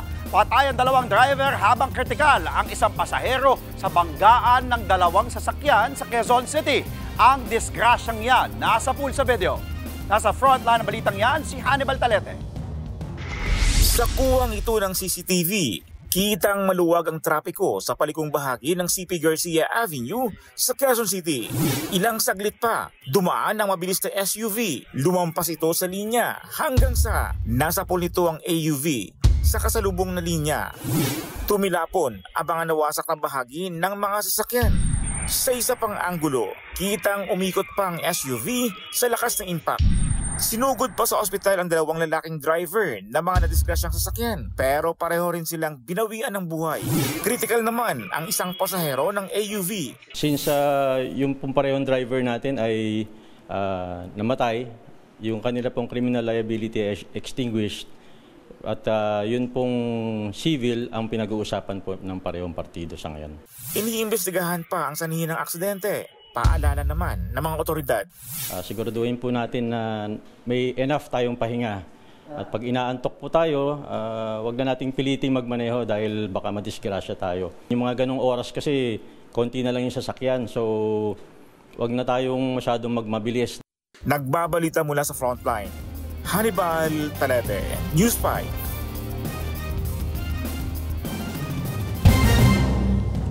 Patay ang isang senior citizen sa Taytay, Rizal matapos paulit-ulit na pukpukin ng electric grinder. Ang suspect sa krimen, dating caregiver at tinitirhang bahay ng biktima. Sa frontline ng balitang yan, si Nina Umpauco. Naliligo sa sariling dugo ang 70 anyos na babaeng ito nang matagpuan sa loob ng kanyang kwarto sa barangay San Isidro, Taytay, Rizal. Pinukpok ang biktima ng electrical grinder na naging dahilan ng kanyang pagkamatay. Halos hindi na raw makilala ang senior citizen sa tindi ng tinamong palo sa mukha at ibang bahagi ng katawan. Yung bilang ko kasi, nung hindi bababa sa 8-7 yung tama niya. Sa ulo, tsaka sa mukha niya. Deform na rin yung mukha niya. Ang suspect sa pagpatay, dating caregiver sa naturang bahay. Base sa investigasyon, nagkaroon ng alitan ng dalawa dahil sa panglalait umano ng biktima sa suspect. Ang lait po ng biktima sa ating suspect ay yung anak daw po niya ay iba-ibang tatay at ang kanyang asawa ay may babaeng araw, which is hindi naman po na tinatanggi po ng ating suspect. Yun nga po ay dahil po doon, nagkaroon po sila ng pananakit. Agad ding naaresto ang suspect sa kanyang bahay. Pero ayon sa kanya, dinipensahan niya lang daw ang sarili. Nakita ko po may grinder po siyang hawak-hawak, ipupukpok niya po sa akin. Naagaw ko po yun. Sa kanya ko po naipukpok. Wala naman po akong galit sa kanya, yun lang po yung inano niya po yung mga anak ko. Yun lang po, doon lang po nag-umpisa yun. Humingi po ako ng tawad sa kanila. Maharap sa kasong homicide ang suspect. Nagbabalita mula sa frontline, Nina Umpauco, News 5. Heto para po sa tuloy-tuloy na fun and thrilled adventure. Muli nating babalikan sina Laila at Inday Fatima na live pa rin ngayon sa Nightmares Manila. Laila and Inday Fatima, okay pa ba kayo dyan? Oh my gosh! Hindi kami ready. Mukha lang ako nakakatakot pero hindi ako. Wow. Ito na! Simulan na natin maglakad kasi hat na tong manakot eh. Ay! Ako na! Maui! Para sa'yo to ah! Oh my gosh! Ay! Vigente! May butas! Ay! Bakit may butas dyan?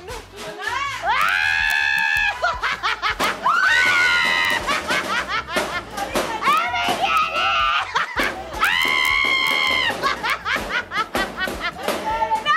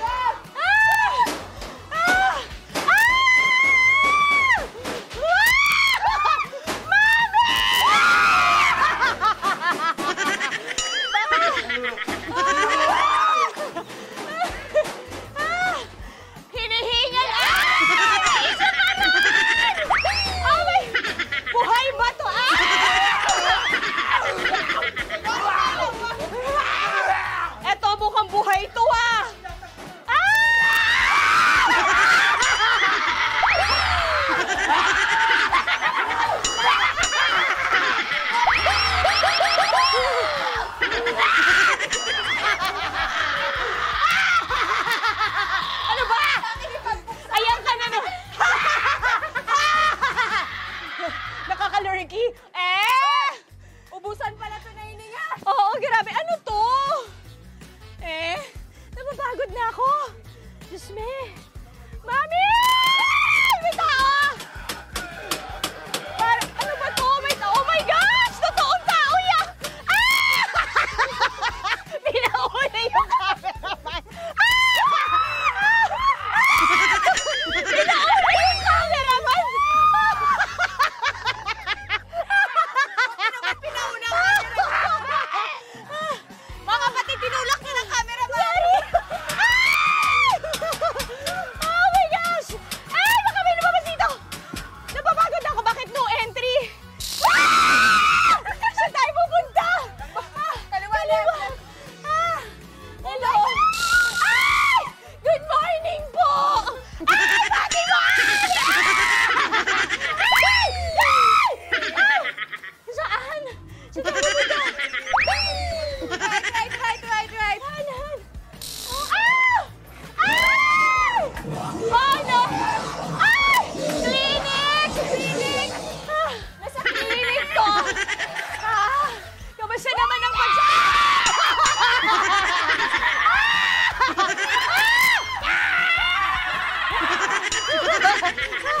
Uy, meron ba?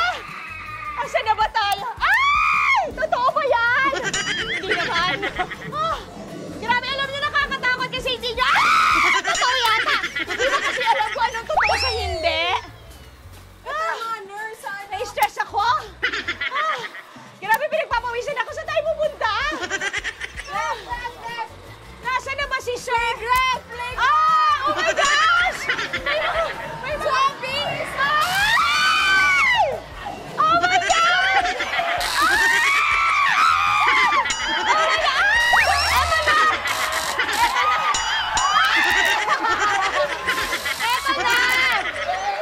Eto na si Sir Tak. Eto na ba, sir, yung dulo? Ayun. Eto. Okay.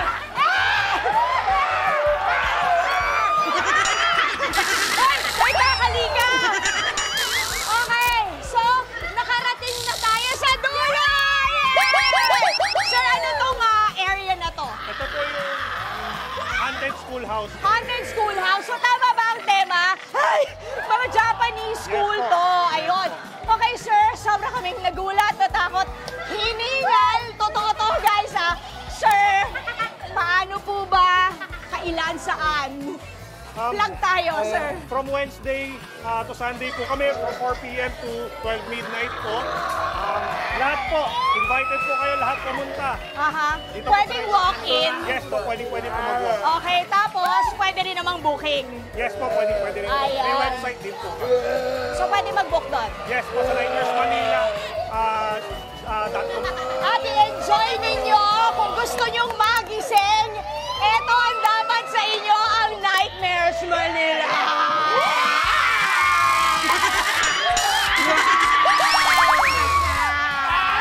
Nahawa na ako, Fatima. Nakagat ako ng zombie. Nakagat ako ng zombie. Kaya ganito na rin ako.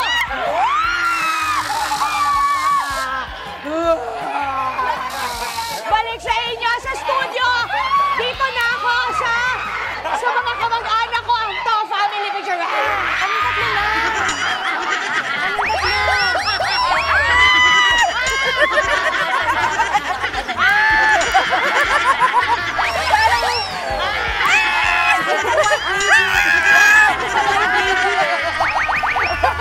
May bagong karir na si Laila. Alam mo, pasok na pasok. Laila, balik ka na sumideline dyan. Pasok eh. Aliw na aliw ako. Alam mo, I'm sure yung mga kapatid nating nanonood ngayon, akala nila parang nandoon din sila mismo. Nightmares Manila. Maraming salamat po ang Nightmares Manila at paunlakan nyo si Inday Fatima at si Laila. Kung kailangan nyo po, kulang kayo sa tao. Si Laila, yan. Kunin nyo na. Audition. Very good. Saya nila. Dagang salamat. Eto naman po, sa Dear Dimples, ako isang laban na hindi lang kontra sa kasamaan, kundi sa kahinaan ng pananampalataya. Kilalanin po ang ating exorcist priest mula sa Pampanga na magbabahagi ng liwanag. Huwag po kayong aalis mga kapatid, magbabalik pa po ang inyong paboritong morning kasalo. Ito ang Good Morning Kapatid! Baby, it's you dancing through the lightning strikes. Oh, so sleepless in the autumn.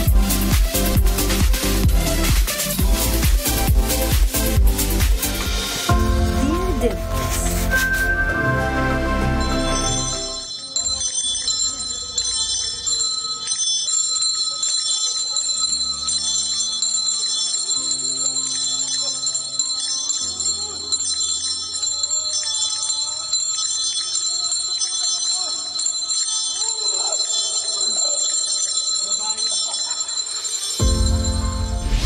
Yan po ang actual na video ng exorcism ng isang exorcist priest mula sa San Fernando, Pampanga. Kasabay po ng sigaw ng tapang at panalangin, sila ang mga lingkod ng simbahan na humaharap sa mga puwersang pilit na sumasakop sa mahihinang kalooban. At ngayong umaga po dito sa Dear Dimples, ibabahagi natin or ng ating letter sender ang kanyang tunay na karanasan bilang isang exorcist priest. Dear Dimples, ako po si Father Raven Garcia, isang Roman Catholic priest mula sa Archdiocese ng San Fernando, Pampanga. Sa kasalukuyan po ako ang University Chaplain ng Angeles University Foundation sa Angeles City at isa rin sa mga priest formators ng University of Santo Tomas Central Seminary sa Manila. Isa rin po ako sa mga appointed exorcist ng Archdiocese of San Fernando, Pampanga. Ang mga kwento pong maririnig ninyo ngayong umaga ay batay sa mga tunay na karanasan ko bilang isang pari at exorcist. Lubos na gumagalang, Father Raven. At ngayong umaga nga po makakasama natin si Father Raven, isang Catholic exorcist mula sa Archdiocese ng San Fernando, Pampanga. Good morning po, Good morning po, Miss Father Dimples. Raven. Good morning At gusto po. niyo pong bumati sa ating mga kapatid na nanonood ngayon. Maligayang panonood po sa mga family ko, sa mga kaibigan ko. Of course, sa mga kasama ko po sa Angeles University Foundation at sa UST Central Seminary. That's amazing. Father, maraming salamat for giving us time today. Umpisahan na po natin. Kailan ka itinalaga para maging isang exorcist priest? I was ordained April 21, 2018 po. A month after my ordination, I was appointed by my bishop. That was May 2018 na maging isa sa mga exorcist po ng Archdiocese ng San Fernando, Pampanga. So 1 month after my ordination. Ano pa yung ginagamit ninyo kadalasan sa isang exorcism, Father? Sacramentals po ang tawag natin doon. Sacramentals, Yes okay. po. At ang sacramentals, hindi po yan anting-anting, hindi po yan agimat, hindi yan lucky charm, hindi yan pampaswerte, kundi ito po ay ginagamit natin upang lalong lumalim yung ating pananampalataya sa Diyos. Ano po ba yung mga sacramentals na yan? Yan po yung holy water, exorcise salt, blessed candles, rosary, crucifix, holy incense, consecrated bell, at marami pa pong iba. Father Raven, ano yung pinakauna mong karanasan na naaalala mo bilang isang exorcist priest? Newly ordained po ako noon eh. Tinawag ako ng parish priest ko sa Guagua dahil merong isang 14-year-old na babae na sinapian po sa kanilang school. At sabi ni Father sa akin, Father, pwede ka bang umuwi dito sa atin sa Guagua dahil merong isang possession dito na nangyari. So, ikaw ang appointed ng obispo natin, so you will be the one to perform. So, ang nangyari po, umuwi ako nung kinahapunan, tapos ay nagmisa muna ako sa isang chapel sa Santo Cristo, Guagua.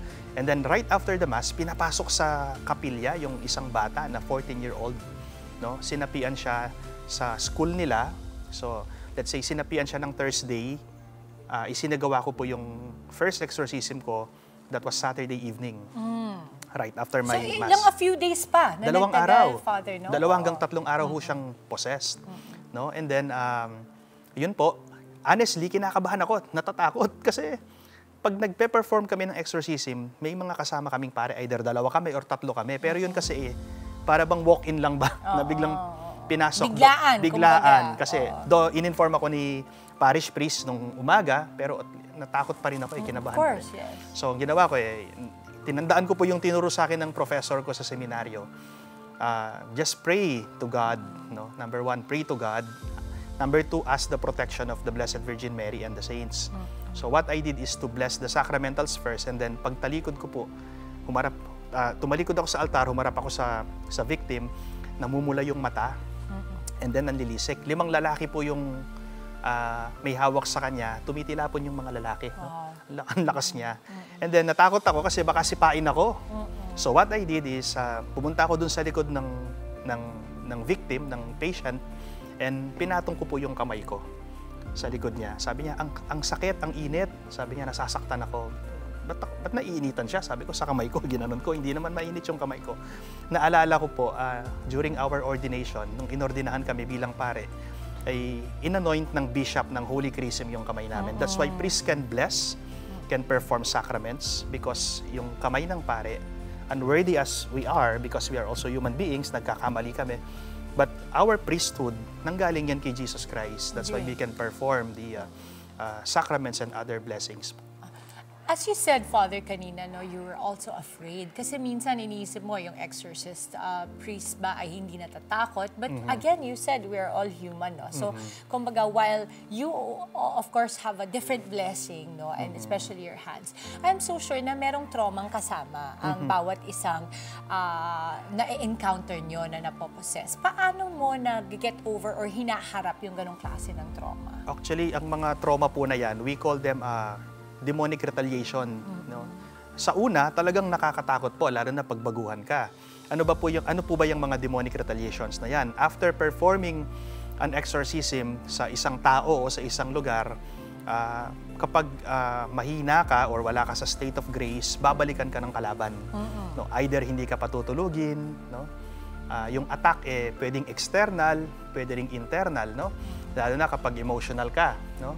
So, yun po yung mga naging para bang takot ko nung una na ngayon, nasasanay na sa tagal ng panahon, 7 years na po akong pare, sa tagal ng panahon, nakakasanayan ko na ho. So, yung trauma na overcome at nagiging ano siya, lumalakas yung faith ko sa Diyos, no? Lalong lumalakas yung pananampalataya ko. So, yung weakness, nagiging strength by the grace of God. Oo. Like you said, no, Father, no, paano pa mas nabago ang relasyon mo sa ating Panginoon mula nung naging exorcist priest ka? Kasi 'di ba, iba yung pari ka, iba rin yung exorcist priest ka. Mas lumalalim ba ang faith? Of course po. Dapat maging madasali ng isang exorcist priest. I would like to quote from Canon Law Article 1172. Sinasabi na ang exorcism po ay appointment na nanggagaling sa obispo. No? It's a special permission or expression coming from the bishop. And kailangan ng exorcist ay may integrity of life, no? Madasalin. So, yun po. Mas naging madasalin po ako. And then, of course, importante yung sacraments kahit kaming mga pare. Tao rin kami, nagkakamali kami.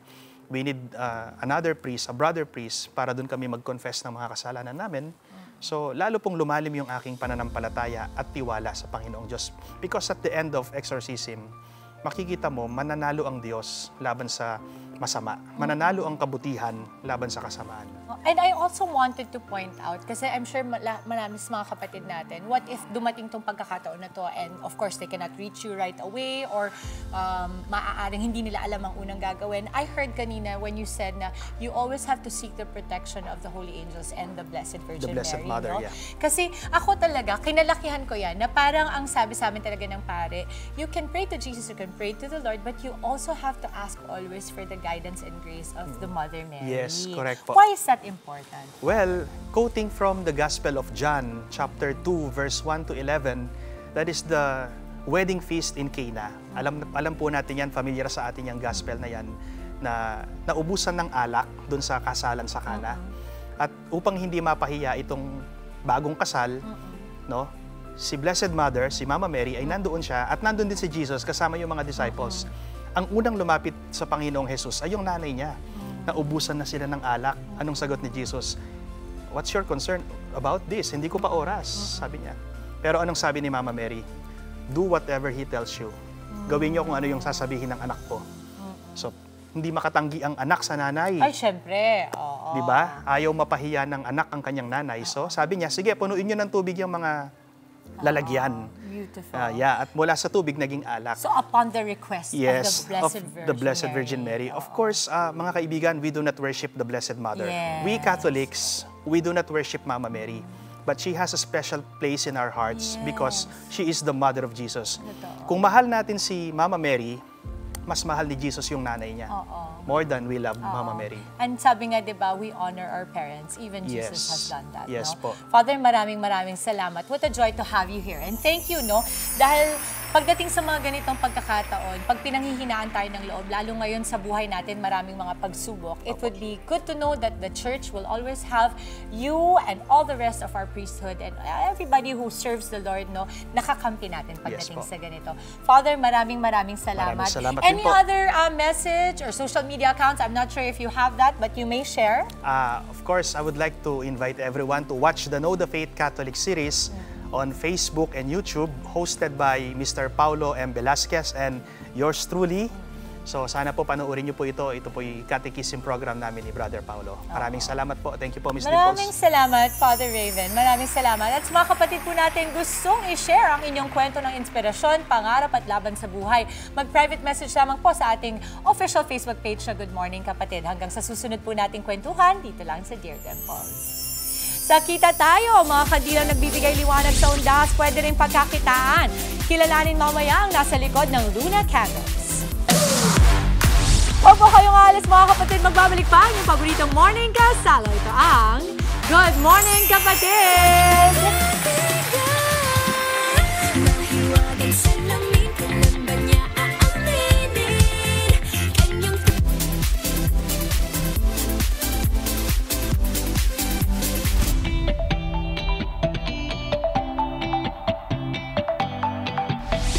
Nagbabalik po ang Good Morning Kapatid. Stay lit kahit undas season. Kita tayo sa Scented Candles. Kasama po si Ma'am Razel, owner ng Luna Candles. Welcome po, kapatid! Good morning po. Good morning po sa inyo. Ayan, maraming salamat po sa pagsama sa amin ngayon. Of course, usapang kandila tayo ngayon. Marami pong candles na mabibili. Ano po sa tingin nyo ang kaibahan nitong mga dala po ninyo? Yung candles po kasi namin is decorative candles and scented na din po siya. Scented. Pwede ka bang, tawag dito, hulaan amuyin, nyo. tapos hulaan Opo. ko kung ano. Pero kanina kasi na ko na to. Ayan. Ito, pakita natin. Ayan. Ang bango niya. Mas po? sweet yung amoy niya. Chocolate? Yes po. Yes! So, pag nahulaan ko, akin na ba? Yes. Mine na to, mine na. Sa inyo na. Okay, next. Ang bango ha. Parang gusto kong kainin, pero bawal ko kainin yan. Ito ay jasmine! Jasmine po. Okay, tama. Akin na yan. Ito ay... Naku, hindi ko po alam. Ano po ito? Ano po ito? Rose po siya. Rose. So, hindi na to sa akin. So, alam niyo po mga kapatid kung bakit ko po yun inamoy. Kasi para po ma-explain namin sa inyo na kung ano yung amoy niya, yun talaga. Diba? Kung ano yung sinabi po ni Ma'am Razel, yun yung amoy niya. So, kuhang-kuha yung amoy ng jasmine, ng chocolate. So, nakakatuwa naman po talaga. So, pag sinindi yan, maaamoy natin, diba, yung pinakasensya. Ang tanong po dito, magkano po ang naging puhunan po ninyo sa ganitong klaseng business? Nag-start po ako 5,000 to 10,000. Oo. Kasi po, yung raw materials lang yung binili ko. Tapos yung mga pangluto, nag-provide na lang po ako sa bahay. So kayo po mismo yung gumagawa nito, naguhulman nito? Opo. Wow, ang galing nyo po! Grabe! May mga mold naman siya. Yeah, opo. So when did you start this business? 2021 po. Matagal-tagal na rin, Opo. ano? And online po ito? Online. Alright, so magkakano po ang price range itong mga kandila na to? Yung mga candles po namin nagsastart sa 50 to 100 po, to 350. Okay. So tulad po nito, ayan mga kapatid, may mga maliliit na kandila na pwede, pakita po natin, direct, ayan na. Itong mga maliliit na kandila na to, iba't ibang kulay siya, tapos pwede nyo siya ilagay sa water like this. Yes, floating so, candles floating po. candles na ang datingan niya, di ba? Yes ang ganda po. na, aesthetic na. Opo. Ika nga, Instagrammable na siya. Opo. Pag mga ganitong kanila, magkano po yan? Ayan po is 75 pesos. 75 pesos per piece? Per piece. Okay. Yung mga nandito naman po, like itong kaninang hinulaan ko, Cloud9, sabi Opo. nila. Oh, magkano po ito? Yan po is 250 lang. Itong isang Yes ganito po. na. And then the rest of this na mga nasa baso, 330, tapos 399 yung mga iced coffee. Okay. So dahil undas po ngayon, ano po yung kandila po dito na pwede natin gamitin sa undas? Pwede po yung mga flower candles na nasa bouquet. Ito. Opo. Oo, no. So, ano na siya, 2-in-1 na. Makapagdala ka ng bulaklak, Yes. samahan mo sa buhay. Pwede mo siyang sindihan to Opo. commemorate the memory of your loved ones, Yes diba? Wow! So, magkano naman po yun? Yung ganyan pong size is 649.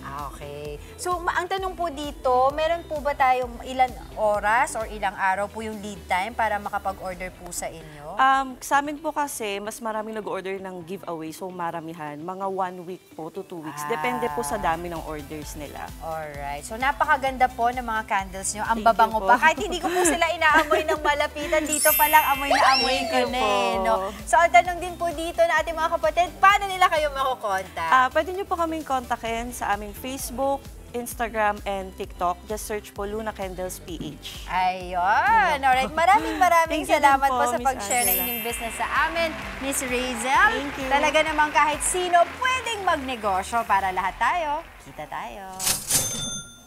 Alright mga kapatid, sa aming pagbabalik, ibibida natin ang nakakata-cute na fur babies in their Halloween costumes. Abangan po yan sa Hayop Ka!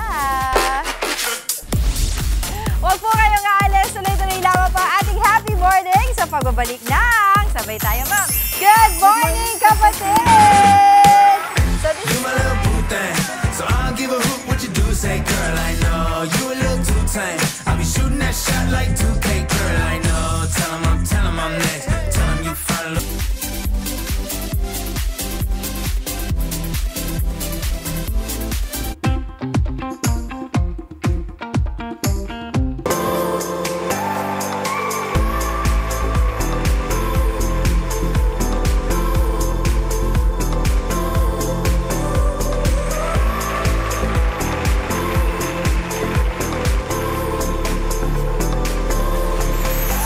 Babalik po, good morning kapatid. Napaka-cute naman ng ating mga bisita ngayong umaga. Kasama pa ang kanilang mga fur parents, ang kanilang cute na Halloween costumes. Sa Hayop Ka, ang istorya po sa likod ng kanilang nakakata-cute na creativity. Pag-uusapan po natin mabilisan dito sa Hayop Ka. Welcome po, good morning mga kapatid. Kasama natin si Adrian Stephen Cabuat. Adrian, good morning. Si Donabel Maulanin, Merlin Itong, at syempre ating cute na mga alaga. Isang mabilisan po, pakilala natin. Adrian, sino po mga kasama natin ngayon? I'm with Coco Chanel, the international pet fashionista, and Bottega, ang national fashionista winner sa buong Pilipinas. Aba, may Coco Chanel ka na anong breed to? Chihuahua. Chihuahua, tapos meron ka din na British short hair. British short hair. Yes. Diba? Na si, anong... Bottega. Bottega. Bottega. Tapos ma'am, Merlin, no? Ma'am Merlin. Opo. Kasama ko si Mia, yung alaga kong 9-month-old. Yes. Ayan po. Kitten Bago pa, lang po oh, ako na ang breed niya po ay Persian, British short hair British po. short hair. Oh, parang si, din, Saka Bottega. ano po, Siamese po. Siamese. Oo. Opo. May Mix na po. ilaw-ilaw pa. Mix pa, Yes no, po. Mama Merlin? Oo. Puro mga ano lang to, sir, DIY namin, Oo, sir. yun ang maganda Ito doon. ay talagang tahi kamay ko lang talaga. Ikaw lang may tahi na, Mama Yes Merlin? po, yes po. Tapos ito ay gawa ko lang talaga po. At Naku, saka Mama Merlin, pag makita ko kayo sa contest, panalo na kayo kagad dahil... Meron akong cat grass po. Yan po ay herbal sa pusa po. Maganda po sa pusa yung cat grass na po. Salamat, Mama Merlin. Sige And po. thank you din kay Baby. Ano pangalan ni Baby? Yes. Mia po. Mia, Baby. And Mama Merlin. Kayo po, ma'am. Pakilayo, nagwawala yung Ito po si Fifi. Fifi. Agility champion and fashionista din po. And this is Fifi. Smurfy, my talented dog. Ano po pangalan? Smurfy. Pareho po silang Pomeranian. Yes Tapos po. yung isa po? Si Bambi. Bambi. Shiranian. Shiranian siya. Okay. Shiranian siya. Okay, bukod po siya napaka-cute dahil pasok na pasok sa Halloween, sa aesthetics. Ano pa po yung, kumbaga, dahilan ninyo kung bakit binibihisan nyo? Ikaw, Adrian.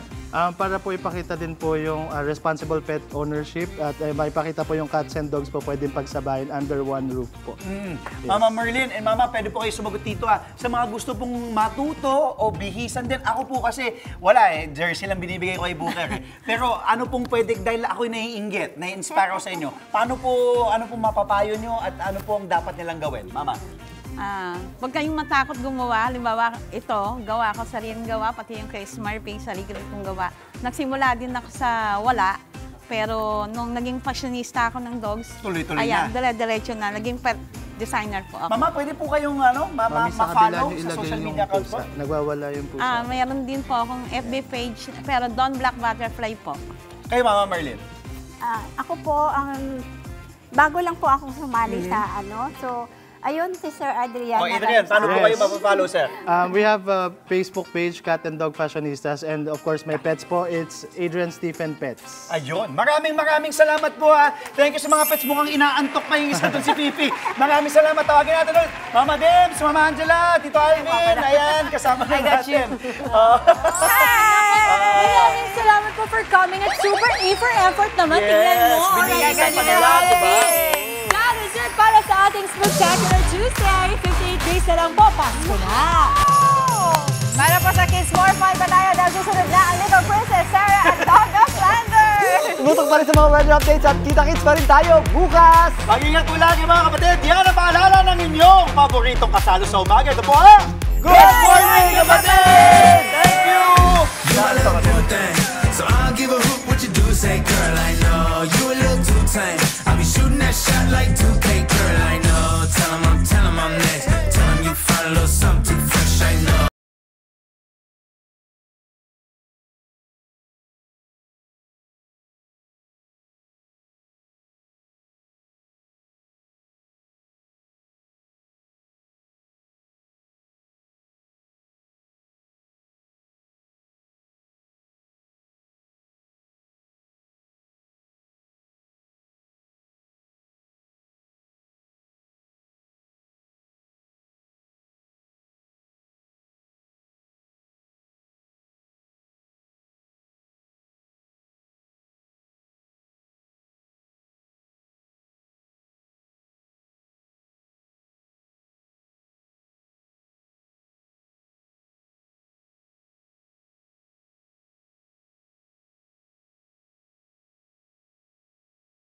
Mga kapatid, Jig Manikad po. Pagdating sa mahalagang balita sa loob at labas ng bansa, dapat una sa lahat, mag-follow at mag-subscribe na sa social media pages ng News 5.